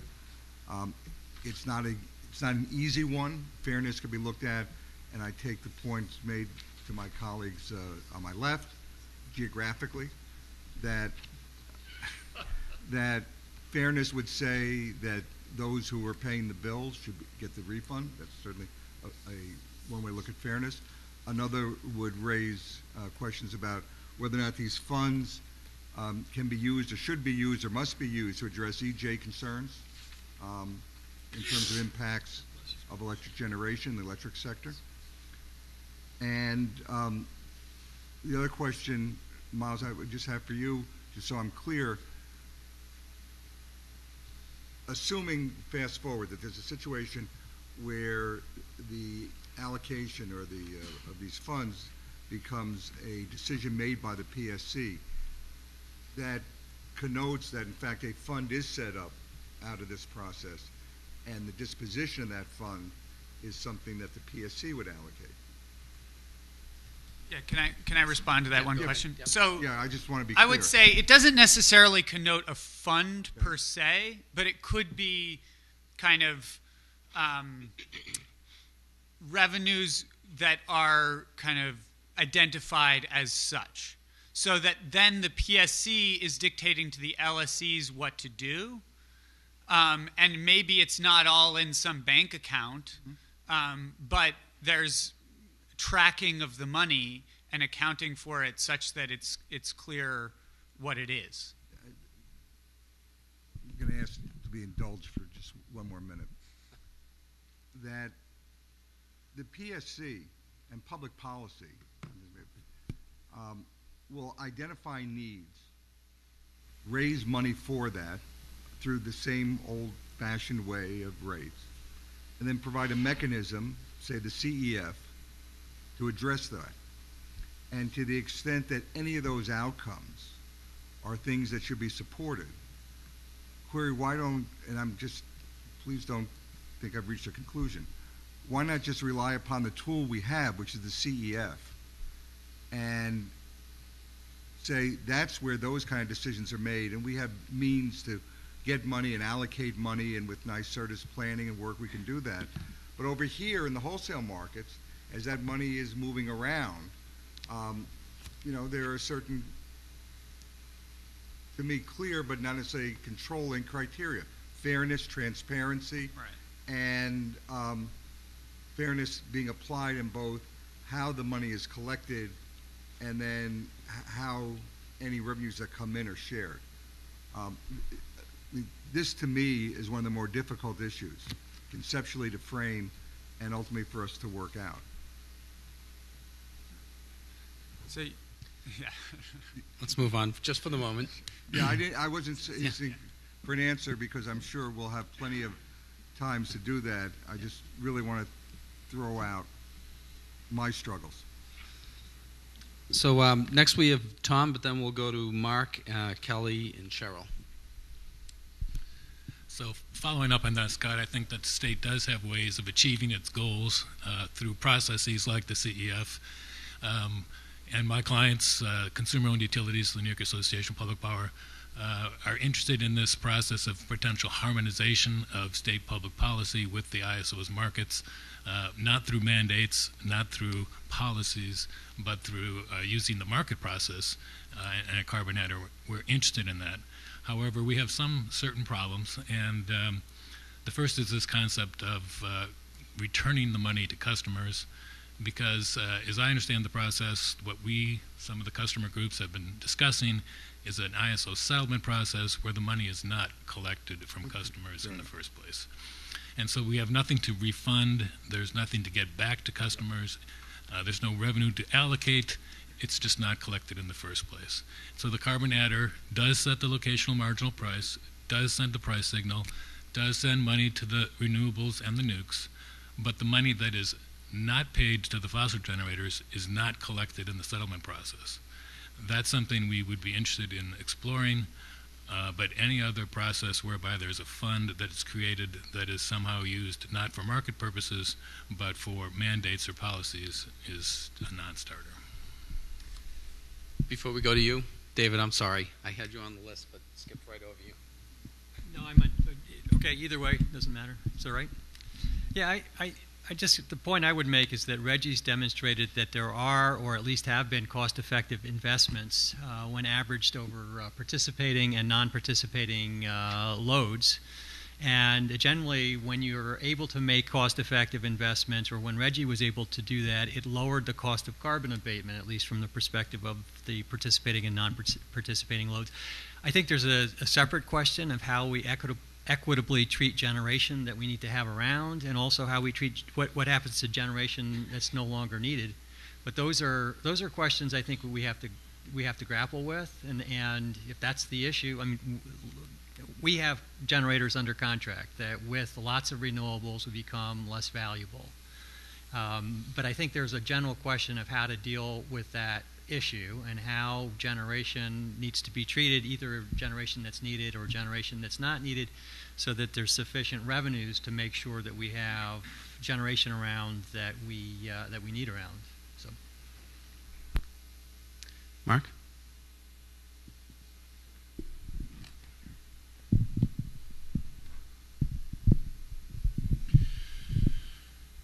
Okay, so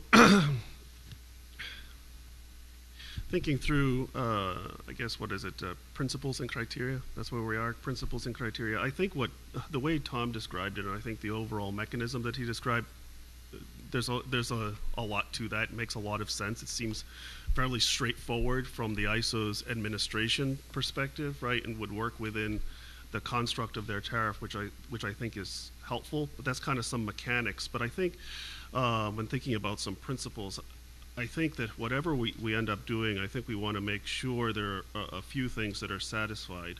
And Scott touched on one earlier, which is making sure that, all the signals that for efficient production and consumption aren't confounded, right, by the mechanism that's ultimately used to address the money, however it's characterized ultimately.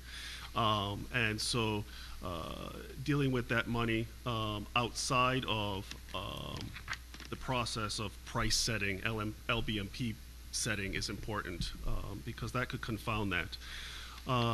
Also, some sense of perhaps distributional neutrality, if you will, and I'll explain what I mean. So, this program, again, the carbon charge program, would be interacting with other CES programs, and there are a set of incentives and behaviors that are consequent to all the interactions with those programs, and to the extent that the state has deemed those collectively to be desirable, right, coming up with a distribution plan around the carbon charges that doesn't upset that apple cart or is at least well aligned with that or enhancing of those outcomes seems also to me to be a very important principle that we should strive to achieve. And those are the couple things that I think are important for us to consider. All right, Kelly? So the earlier panel, we were saying, keep everything at the NISO level because legally, right, it avoids all of these challenges. But I think in order to make this actually sustainable, now we have to get into the point where we're actually thinking about, what is it that the state wants? How do we allocate the revenues that are suddenly created from this NISO market? And we've said this in a couple of forums in the past, but I think there's sort of a couple of different things. So from the earlier discussion, there's the RGGI interaction that we have to think about, electrification, energy efficiency goals, and certainly all the RGGI money in a lot of states has been used towards some of the energy efficiency measures. So thinking about that bucket and how you make that sustainable over time is important.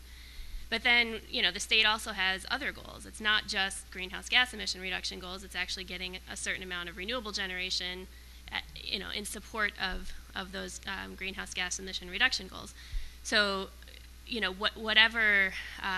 however that is sustained and however that is actually something that the state can do ongoing, I don't know what the answers are there, but I've said this before, but the report assumes a certain marginal emission rate that may not be true over time. So if in the early years we have this bucket of revenues that could actually help ensure that the state's goals are met over time, i.e. having a certain amount of renewables and not just the greenhouse gas emission reduction goal, early on that could be really important to have those revenues as something that could help what the state's goals are, because over time those marginal emission rates are going to decrease and there's probably not going to be anything left to actually refund because there's not going to be a lot of carbon emitting resources on the system. So I think to make this sustainable, we have to think about the overall context and what all of the state's goals are. All right, Cheryl?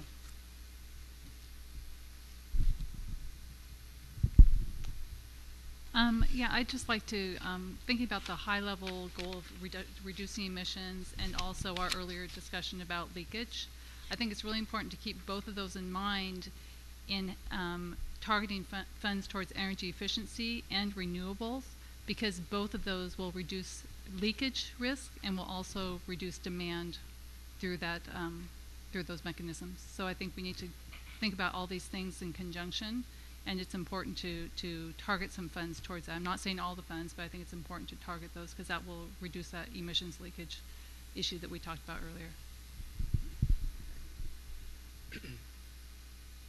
Well, I think we'll go around just one more time, but if folks that are speaking again, this is sort of the last cut at this apple before we move on to another question. Go ahead, Tom. Yes, I don't want to repeat anything. I'll just say that primarily I'm a FERC lawyer, and so we can talk about the Public Service Commission and what it wants all you want, but the ISO is regulated by FERC. FERC may let the state set the social cost of carbon. but the idea that FERC would establish a wholesale rate or allow a wholesale rate to go into effect that created a fund of dollars that the state could spend however it wanted to, I think is pretty much a non-starter.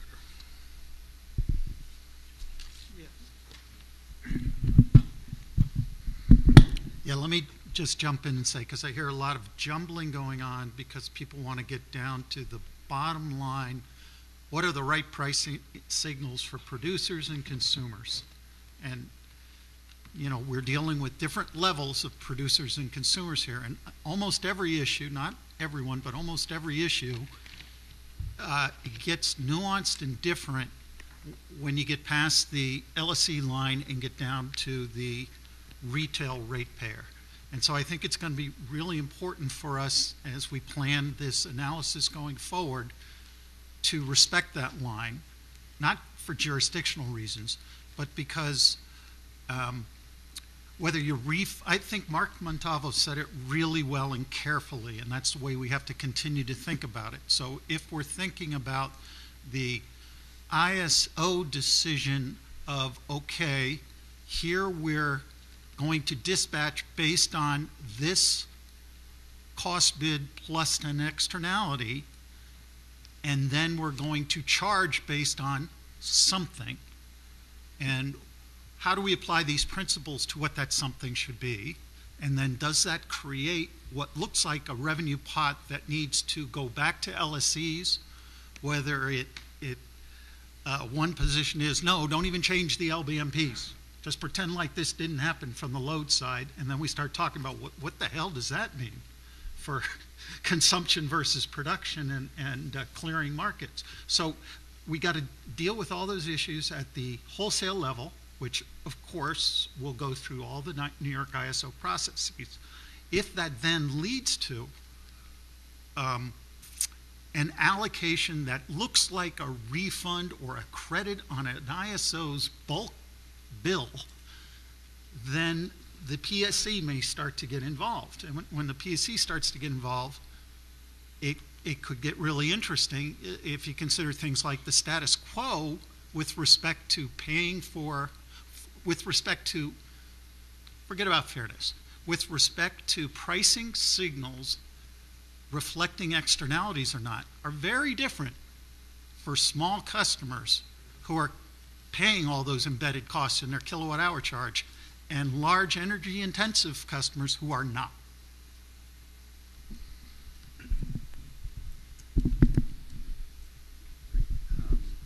Okay, I have Jay next. Just a couple quick things. This is complicated because you're talking about a pricing adder on top of the CES and on top of RGGI. It's also complicated because you have two very different grids in New York. So in upstate, just increasing the energy prices yields to demand destruction, not demand response. One of the things that I would suggest as a guiding principle is how are you meeting the challenges that you have? Upstate, apart from job loss, the challenge is that you have lots more clean energy generation than you have load. So one, you actually do want high load factor load running at night. Two is you already have 1,000-fold increase in negative pricing hours in wind curtailment over the last 4 years upstate, because that's where you're building the wind. And so to the extent that your pricing model isn't helping you address those problems, you have to ask, what are you actually accomplishing? Downstate, it's very different. Your problem is, how do you lessen reliance on fossil generation in the city? And so the question is not, I've always had a problem with harmonizing as a generic concept. You have a basic physical question of how do you design policies that are actually going to accomplish what you're trying to get to. And the differences upstate and downstate couldn't be more dramatic. All right, Aaron. This was just me having forgotten something at the very last minute and now wanting to catch up, which is it's a very important point, and I think others maybe have touched on it, but in terms of the equity and the reallocation, whether it happens in the form of sending money back or it happens within the machinations of the settlement process, I think you're going to get a de facto reallocation if you don't refund the money in the same kilowatt hour basis as it is effectively being charged. And so it's very important to us, and it's just making the point, which I think others probably have as well, that it should be a kilowatt hour thing. And yeah. Jane?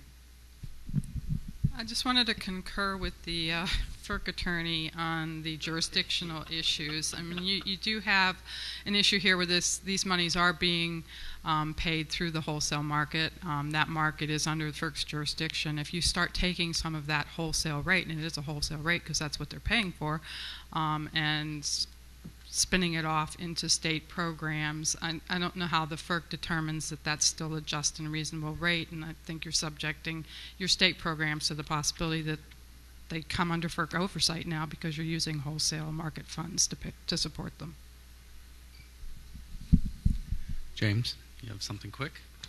Yeah, I just wanted to reiterate that you have to look at all the state policies, and as people can look at the comments that we submitted, but one of the big ones in the state energy plan was to look at making sure you have the right attributes to attract and retain business in New York. And frankly, we're extremely concerned that if that's not a guiding principle, you're going to see a catastrophic load loss, and that will get you your carbon reduction, but I don't think that that's the manner and that you want to achieve it. All right, Rory, go ahead. Keep it brief, please. Is your flag still up from before? Me? Yeah. No, it's up again. So Ron, I'm sorry. Yeah. So Scott brought up fairness. I think that getting the groups right in terms of who you're returning the money to helps a lot in terms of fairness. The price signal is intended to promote efficiency or conservation, and it needs to be seen by the consumer. What's not fair is taking money from someone for not becoming more efficient if they can't reasonably be expected to do so. What is fair is allowing people who are similarly situated and are reasonably able to become more efficient to essentially compete against each other in order to do so. Kelly also mentioned renewables is one of the goals, and again, that gets back to the transmission issue. Lastly, Aaron mentioned that you want the dollars to come back on a per kilowatt hour basis. Is that right? I think that if you do that, you're kind of muting the price signal that you're trying to see. If you collect it, though, if you collect it on a per kilowatt hour basis, but you return it on some other basis that at least gives the average person in each group the money back, you're maintaining the price signal so that people will act on it on the margin, but you're keeping the average person in each group whole. Go ahead, Miles. Yeah, so I also just think it's important that these decisions be informed by the experiences we have, and so would point everyone to the studies that you did, Paul, on the uses of Reggie money, and I think those have some big lessons. So, if jobs is a concern, for example, that shows that, in fact, investing them in energy efficiency is going to have, better impact. But I mean, going kind of higher level, it also shows that returning money kind of directly to customers is not even necessarily the best way to decrease wholesale rates in response to this increase that could otherwise happen from the carbon revenues, and that one of the big lessons of Reggie was that the states that invested in certain ways saw their wholesale prices drop, not increase as a result. And so anyway, just kind of would urge everyone to look at those Reggie reports. So I want to try to refine people's comments a bit here. We've gone on for, I think, about half our time now with a lot of general comments, and I think everyone's gotten their basic position on the table here. But just assume for the moment that there is some kind of a fund and it has to be returned in some way. If the money were to be returned through LSEs or somehow through some mechanism, if you haven't already, could you just please comment on what you think, what the right structure is for that charge? What principles should be used in thinking about, should the money go back on a volumetric basis? Should it go back on a fixed cost basis? Should it go back as lump sum credit on customer bills? And I'm not asking you to opine on which way it should go, just what should be the principles that the state is thinking about if they're faced with that decision. Everyone's already commented on that?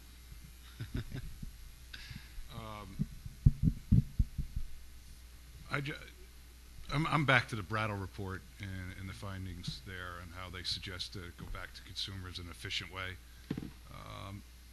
I've hesitated jumping in here, but one of the reasons we've started this initiative is to get away from the state coming in and intervening in the marketplace and picking winners and losers. And this may not be an IPNY position, but it's a Gavin position, is aren't we putting a fund together, if you go down that route, to have the state allocate, and then your state's right back in the position of picking winners and losers. And we were supposed to work through the market construct to have the market put a fund in place to send a signal to get correct investments to achieve our air emission goals. So to me, I think the fund, if it was established, should go back to the consumers in an efficient way, as Sam laid out in the Brattle report.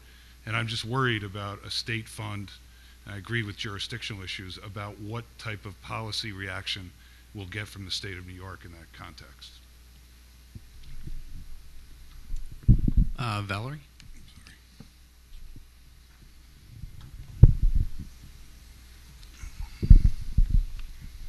I think the question that you posed was if the money actually went to the LSEs, and then how should it be allocated from there. And I'm not an attorney, so I can't speak to the jurisdictional issue of whether that would mean it would have to be allocated directly to the ratepayers on their bills, or if it can be done in some other way.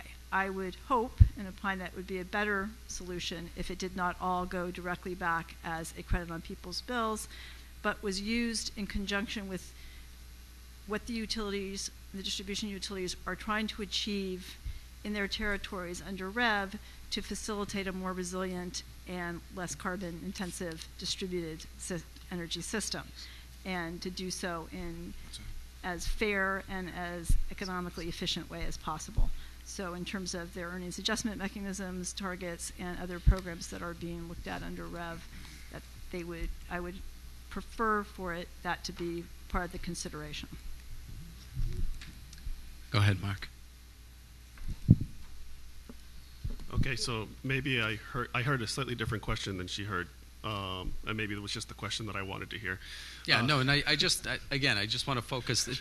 I'm setting aside the jurisdictional issues and whether or not there's a fund, we don't know.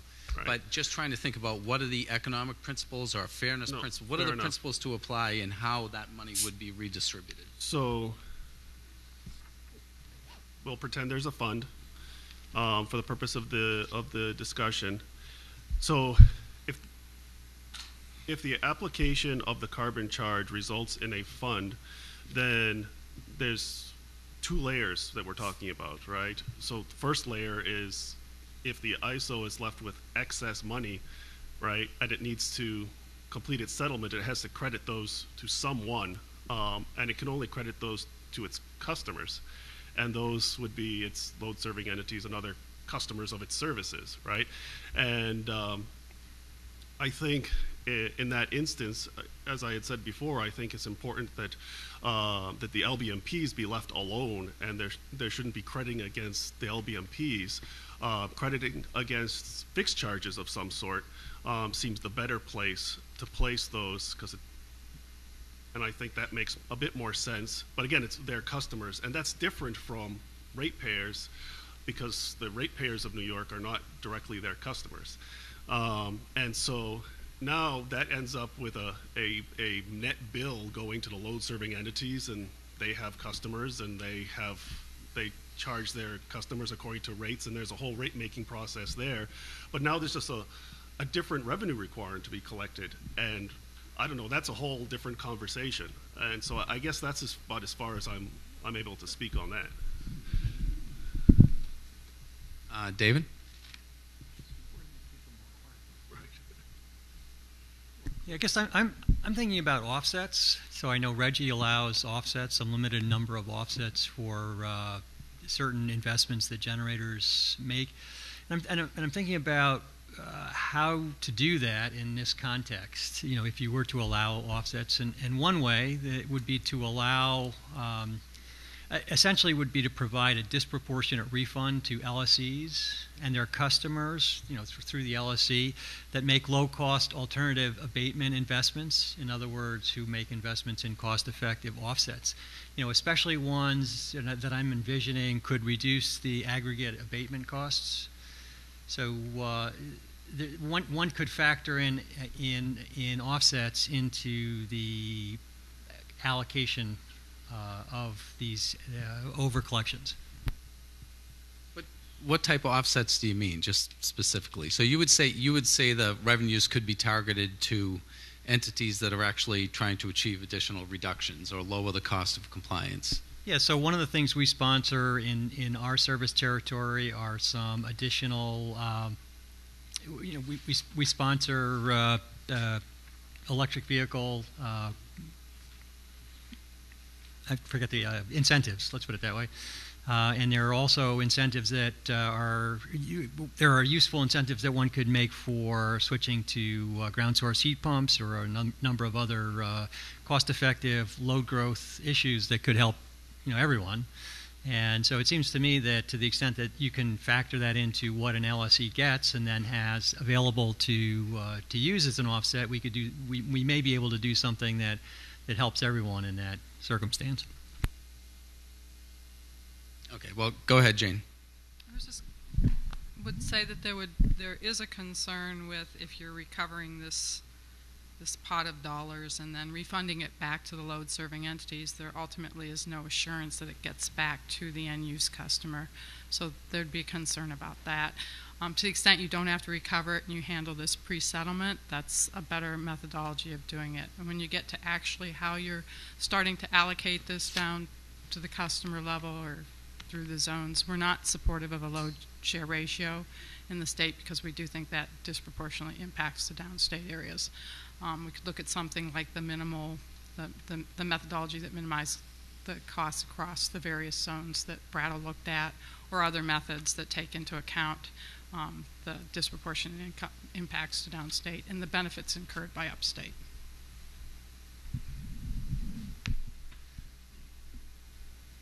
So are there any other comments on what form this sort of credit should take? I mean, Mark has raised a good point about, or has introduced the idea of the money going back in the form of fixed costs as opposed to a volumetric charge. Any other thoughts? There? Yep. Go ahead, Frank. Oh, I'm sorry, Frank. I didn't see you. I know. The more we talk about this issue, the more complicated it becomes. But assuming that there is a pot of money, whether or not it's called a fund to me is irrelevant, but there's a pot of money that's going to end up flowing back to the LSEs. If you look at RGGI, there are some good things that happen. There's some real lessons in RGGI. There's some good things, like the programs that Miles talked about, and you and your colleagues have studied at the analysis group, that demonstrate some very real economic and environmental benefits associated with certain types of investments using these revenues. At the same time, there's some really bad aspects to RGGI that Darren talked about, and I'd been there in the office when these things get allocated and money just kind of disappeared into the general fund to support somewhat related state activities, and I don't think that's an objective any of us would like to see happen here. But if there is a pot of money, what's wrong? I'm just thinking out loud. What's wrong with an approach where as the money flows back to the LSEs as a result of this program, we simply, is trust the right word, but rely upon the Commission's proceedings, even the rate cases, so to speak, to make the decision as to what to do with this pot of money. And it may very well vary by utility depending upon what the particular needs of the utilities are. I mean, I have certain views. I mean, I do believe there are some, particularly low-income households, who are more vulnerable, and I think there are market barriers to them investing in energy efficiency that won't be corrected by raising or lowering the price. So there's a good public policy, I would argue, in providing the okay for the utilities to invest even more in energy efficiency to deal with this. But that may be true in Con Ed's case, but it may not be true upstate in NYSEG. In NYSEG's case, it makes more sense maybe perhaps to take these revenues and support programs that are designed to make industry upstate more competitive in an environmentally positive way. but you could do that kind of in a rate case by rate case or proceeding by proceeding basis, where the commission actually looking at the overall revenue profile and the needs of a particular utility can make the decision that makes the most sense, keeping in mind, as they have to, at least in theory, what the policies are articulated in the state energy plan. These cases are supposed to be decided consistent with those policies, and those policies, at least up to date in the state energy plan, reflect many of the same things that you're trying to accomplish by fitting the wholesale market price, the carbon adder, with other state energy policies. So I think there are ways of achieving some of the objectives we in the efficiency and the advocacy community want that are totally consistent with the needs of some of the large commercial industrial customers, that doesn't necessarily require the creation of a fund or run afoul of the ISO getting in and making individual decisions on expenditures, which I think would be a disaster that you don't want to engage in whatsoever. So we'll have Rich answer the next question. Provide his comments next, given that lead in. Yeah, and Frank, thank you for that. I agree with almost all of what you just said. I think one of the things that is important for everyone to recognize, I think we're conflating a couple of issues here.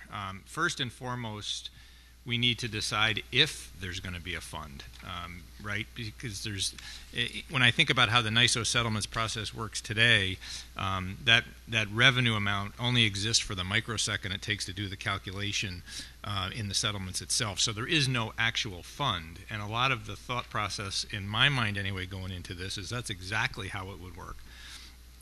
But be that as it may, there may be the desire or the recognition that for the broader good, we would want to create a fund in some capacity. Well, then we'd have to decide, well, where is that fund, right? Is that fund at the wholesale level, the bulk power level? Is that pushed down to the LSEs and then through rate making at the retail level a fund gets created? I mean, these are very discrete, different types of decisions that need to be looked at. And when we talk back and forth across this table, I think that we're conflating those issues, and we really got to be specific about, first and foremost, is there the desire to create a fund to use these revenues for related and maybe beneficial purposes, yes or no? And then if so, where does that fund exist? Mm-hmm. And very different issues, I think, in terms of both jurisdictional and fairness, and what's the who's the policy setting body that determines that. As someone said earlier, the NISO is not the policy. We are not setting the policy. We're administering the markets. We're going to do so in the most transparent and effective way that we can. But as far as setting the policy, we're not going to get into setting policy. Right, and obviously if there's no fund, if this is dealt with in settlements in a way that nothing is created, that any decisions have to be made about, then we're just wasting 2 hours here and really, don't need to be having this discussion. But I think we should all just focus for the moment on, should that be the outcome? Should somehow the state determine that a fund needs to be created, or that there need to be some guidance to the LSCs about how to use revenues associated with this policy mechanism? That's what we're trying to focus on, is what are the principles that need to be considered in thinking about how those dollars would be allocated. Scott, go ahead. I want to also suggest that we avoid trying to answer the question of fund, no fund, despite people's views today. I found this block of time very useful for myself in really framing the issue in a way that I hadn't thought of before. And I want to avoid leaping to the conclusion, but applying this criteria and some other criteria, one of which is simplicity, clarity, to the end of that we don't end up creating a complex mechanism which by itself could be subject to difficulty administering and more likely to be challenged. Saying that, again, just to provoke further discussion, takes nothing away from the importance of the policy issues that are being discussed today. The question is, what's the best way to provide the resources to that? And if some of them are being under-resourced today, from the point of view of policymakers, is somehow linking up resource availability through the wholesale markets the best way to do that. So I was left with the impression that we were conflating a number of things to follow up on what Rich was saying. So I want to avoid us debating here in this process the efficacy of any of those policies. And coming back to why are we doing this? And we're doing this to see if we can harness the wholesale markets as a more effective and efficient vehicle to contribute to the attainment of state policy, not necessarily be the sole vehicle to get there. So, Jane, I think you were next. Yes, I just wanted to clarify that not all LSEs are utilities, so not all LSEs have their rates directly regulated by the PSC, although there's certainly some oversight now on LSE rates. Not all LSEs are going through rate cases where the PSC could dictate where certain funds are allocated. Jeff?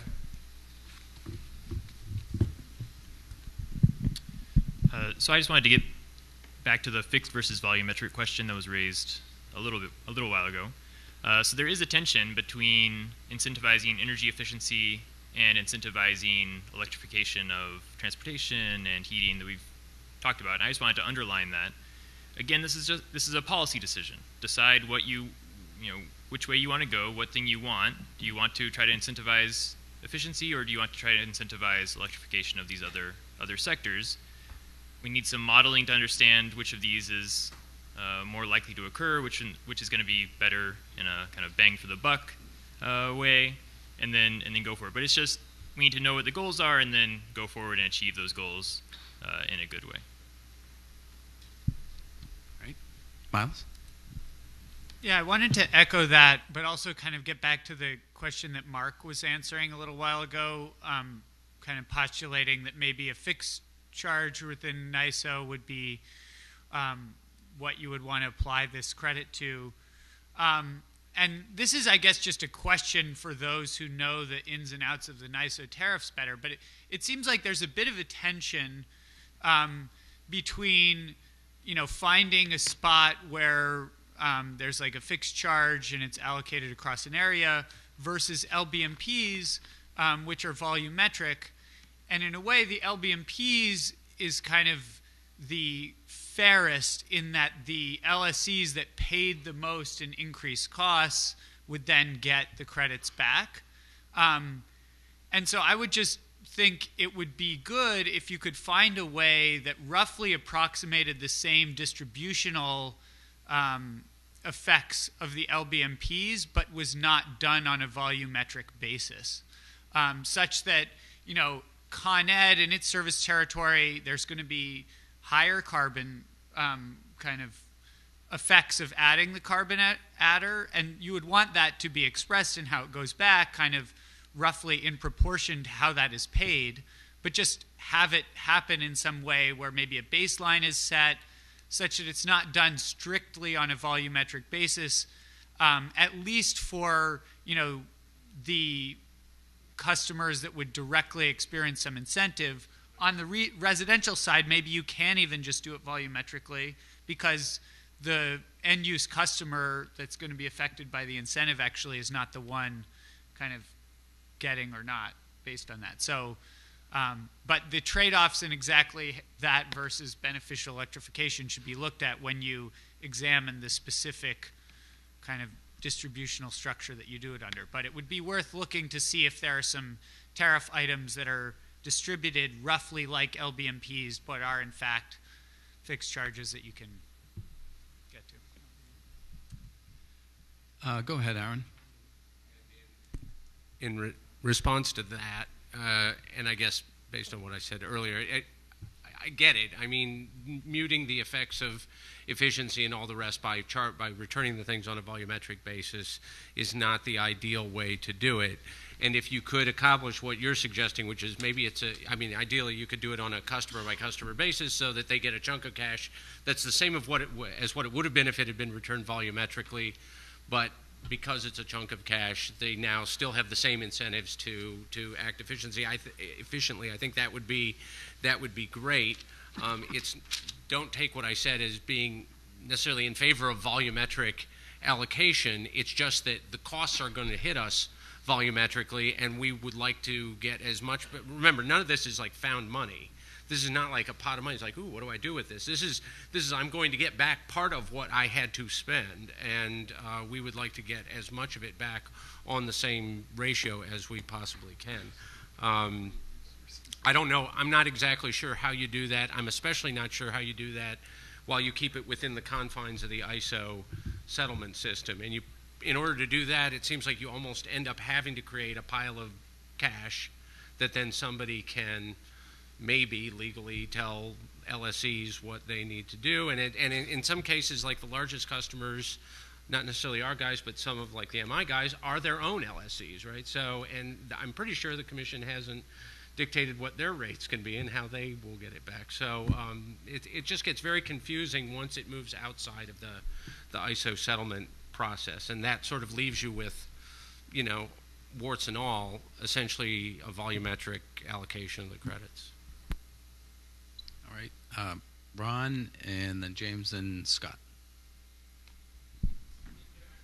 I think that part of the confusion in my mind is what exactly a fund is. To me, a fund is money that's collected that's not actually sent back to customers by some set of formulas or whatever. I think if the money is ultimately going back to customers, to me, then it's not a fund. It's just essentially some kind of some type of a formula that gets the money back. And I agree with you, Aaron, that if you can, I think the key again is getting the groups right so that you are getting people back as closely to what they could have reasonably put in, but still allowing them to see a price signal. If you get the groups right, not only are you protecting the commercial or the industrial types of businesses that you're looking for, but you're also, when you look at the burden that can be imposed by a carbon fee, on the 45% of people in New York City who are living at or near the poverty line, and have household incomes that I don't know are somewhere a little bit south of $50,000 a year, and for whom this can be a real burden, you can still get them a price signal, but still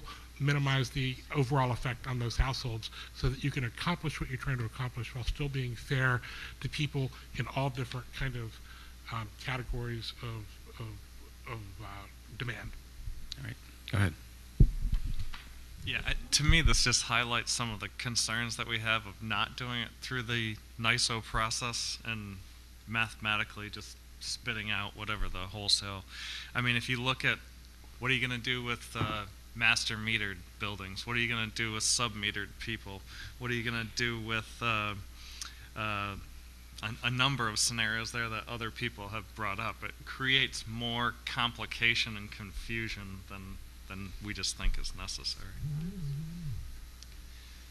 So, seeing nothing up, why don't we wrap up this same way we did last time? I mean, at the risk of vastly oversimplifying things, what I've heard, I've been trying to track the comments and just jot down what they might mean in terms of a principle that would be applied. This is going to sound ridiculous, but anyway.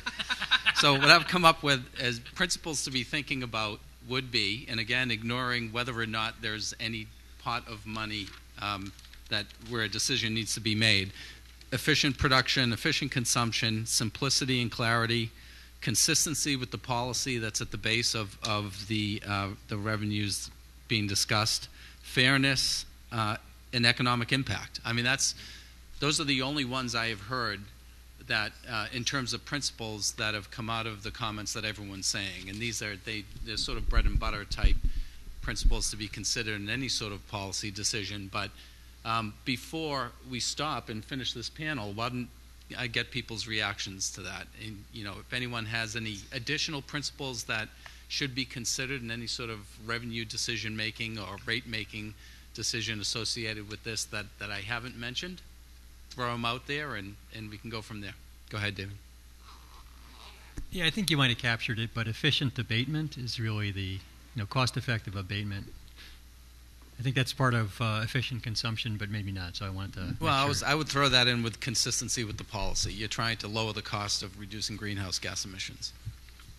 Hey, Paul. You said economic impact, was that? And I guess maybe what does that mean? Because it seems like something that's in the eye of the beholder. No, Or I was. could be. There were one or two comments about the potential that if this is done incorrectly, it could actually affect economic productivity. Oh, Whether it's okay. people leaving or if you spend it in a certain way, you can actually increase economic impacts within the state.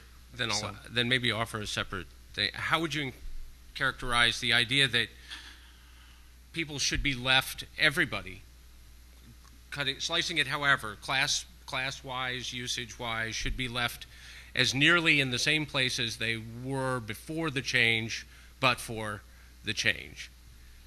So I don't know how to sum that up in a pithy. I think that's 2 or one of 3. the 7 interpretations of fairness. Is it? Well, that's one that's important. That's one that's important to us. Yeah, go ahead. Can I just suggest going forward, I think we need to take a cue from Rich, and that is before we start arguing about what to do with whether we have a fund or a revenue pot or it's cash or whatever, maybe we got to dumb it down a little bit more and just talk very simply. Maybe we start with the Brattle report, but whatever. What are we talking about doing? We're talking about adding something that's not a pecuniary cost to the dispatch, not paying, leading to an LBMP, a dispatch marginal price, not paying all of that out to all the generators. Now, what do we want to do then? Do we want to charge that same clearing price to all of load? Does that lead to an imbalance? And what do we want to do about that imbalance? Let's start there, and then we can work towards our, 7 deadly sins or ethics, vices, whatever. Any comments on that? Oh, go ahead, Jeff. Now, just on the transparency side, as a developer, I assume that this will impact future prices and should incent me to develop in certain areas compared to others. And I'm not sure how yet. And so the easier that roadmap is as far as understanding on how it's going to really impact prices at the LBMP or not is extremely useful. Go ahead, Mark.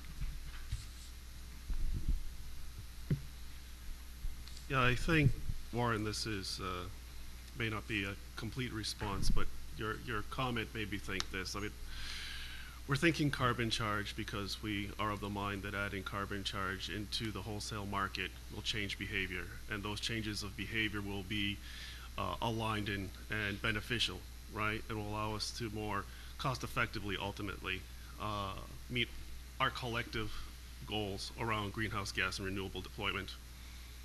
So we want to make sure that whatever mechanism is designed, if it does create an imbalance, that is, there is, at the end of when you look at the bottom of the ledger, there's more money there than you have places to stick it, that whatever distributional mechanism, and I actually think it's more distribution, how does one distribute this fund as opposed to purely allocational, really, is done in such a way that it does in no way undo all those beneficial behavioral changes that you got from introducing the carbon charge in the first instance. And that seems to me the first principle that we have to really make sure we're thinking through. And so whether there's a fund or not a fund or a pot of money or an imbalance of money, well, that's a residual. And then we have to consider how do we address this residual in such a way that we maintain all the benefits of behavior changes in the first instance. Yeah, my only response is I hope that's the first principle, but I was hearing things that led me to believe we may have to get more basic. But let's make sure. Well, I think if we don't start there, we're in trouble, right? Jane? I don't know so much that this process started to change consumer behavior. I thought it was started to look at increasing or protecting the efficiency of the wholesale market, because a lot of the compensation for renewables and such was happening outside of the market. So when you talk about manipulating the funding such that you're trying to drive end-use behavior, I think you're going beyond what the purpose of pricing carbon in the market originally was. And I think that's saying this. Jane's agreeing with essentially what you're saying. To keep the price signals, the production consumption price signals, the way you would want them to be if you had an efficient pricing mechanism. Go ahead, Scott.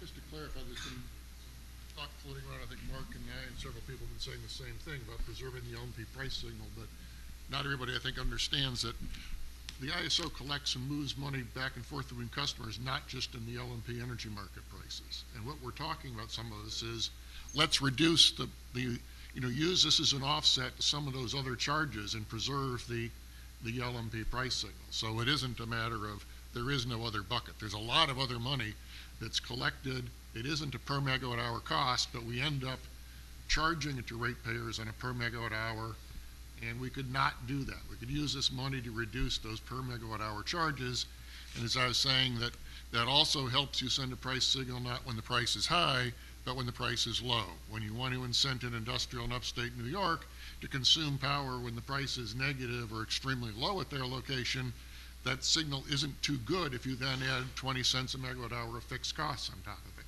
So that's one of the threads that several of us have been talking about. Mike? I guess I also wanted to echo where Mark was going and where Scott is, that we're talking about what to do with this fund. When I think about what to do with this fund, we haven't actually talked about what does the rate look like. And there are components of the rate that go into various funds already. A congestion rent fund, there's a loss fund. All of that money is already allocated in some way based on various other markets. But the other piece that we haven't talked about is we want to do this in a way that doesn't unnecessarily increase the cost to customers. And so if we can make sure that as we think about these funds and these costs, we reduce things like credit impacts and those types of other outside of the market costs, that would also be very helpful.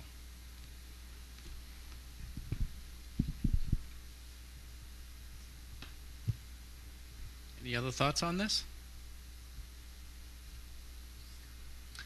I don't think we've received any questions from the audience to put to the panel. I'm sure everyone's feeling the same way we are up here. But with that, why don't we, there's no final comments. Anyone want to take a last run at this? Thank you. All right, well, thank you. Thank you very much.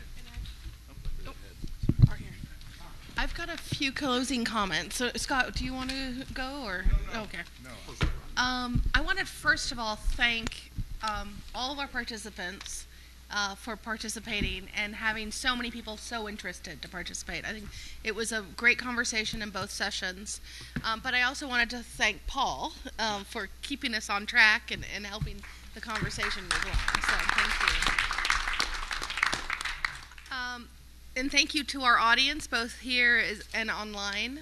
I know this has been followed very closely by many of you.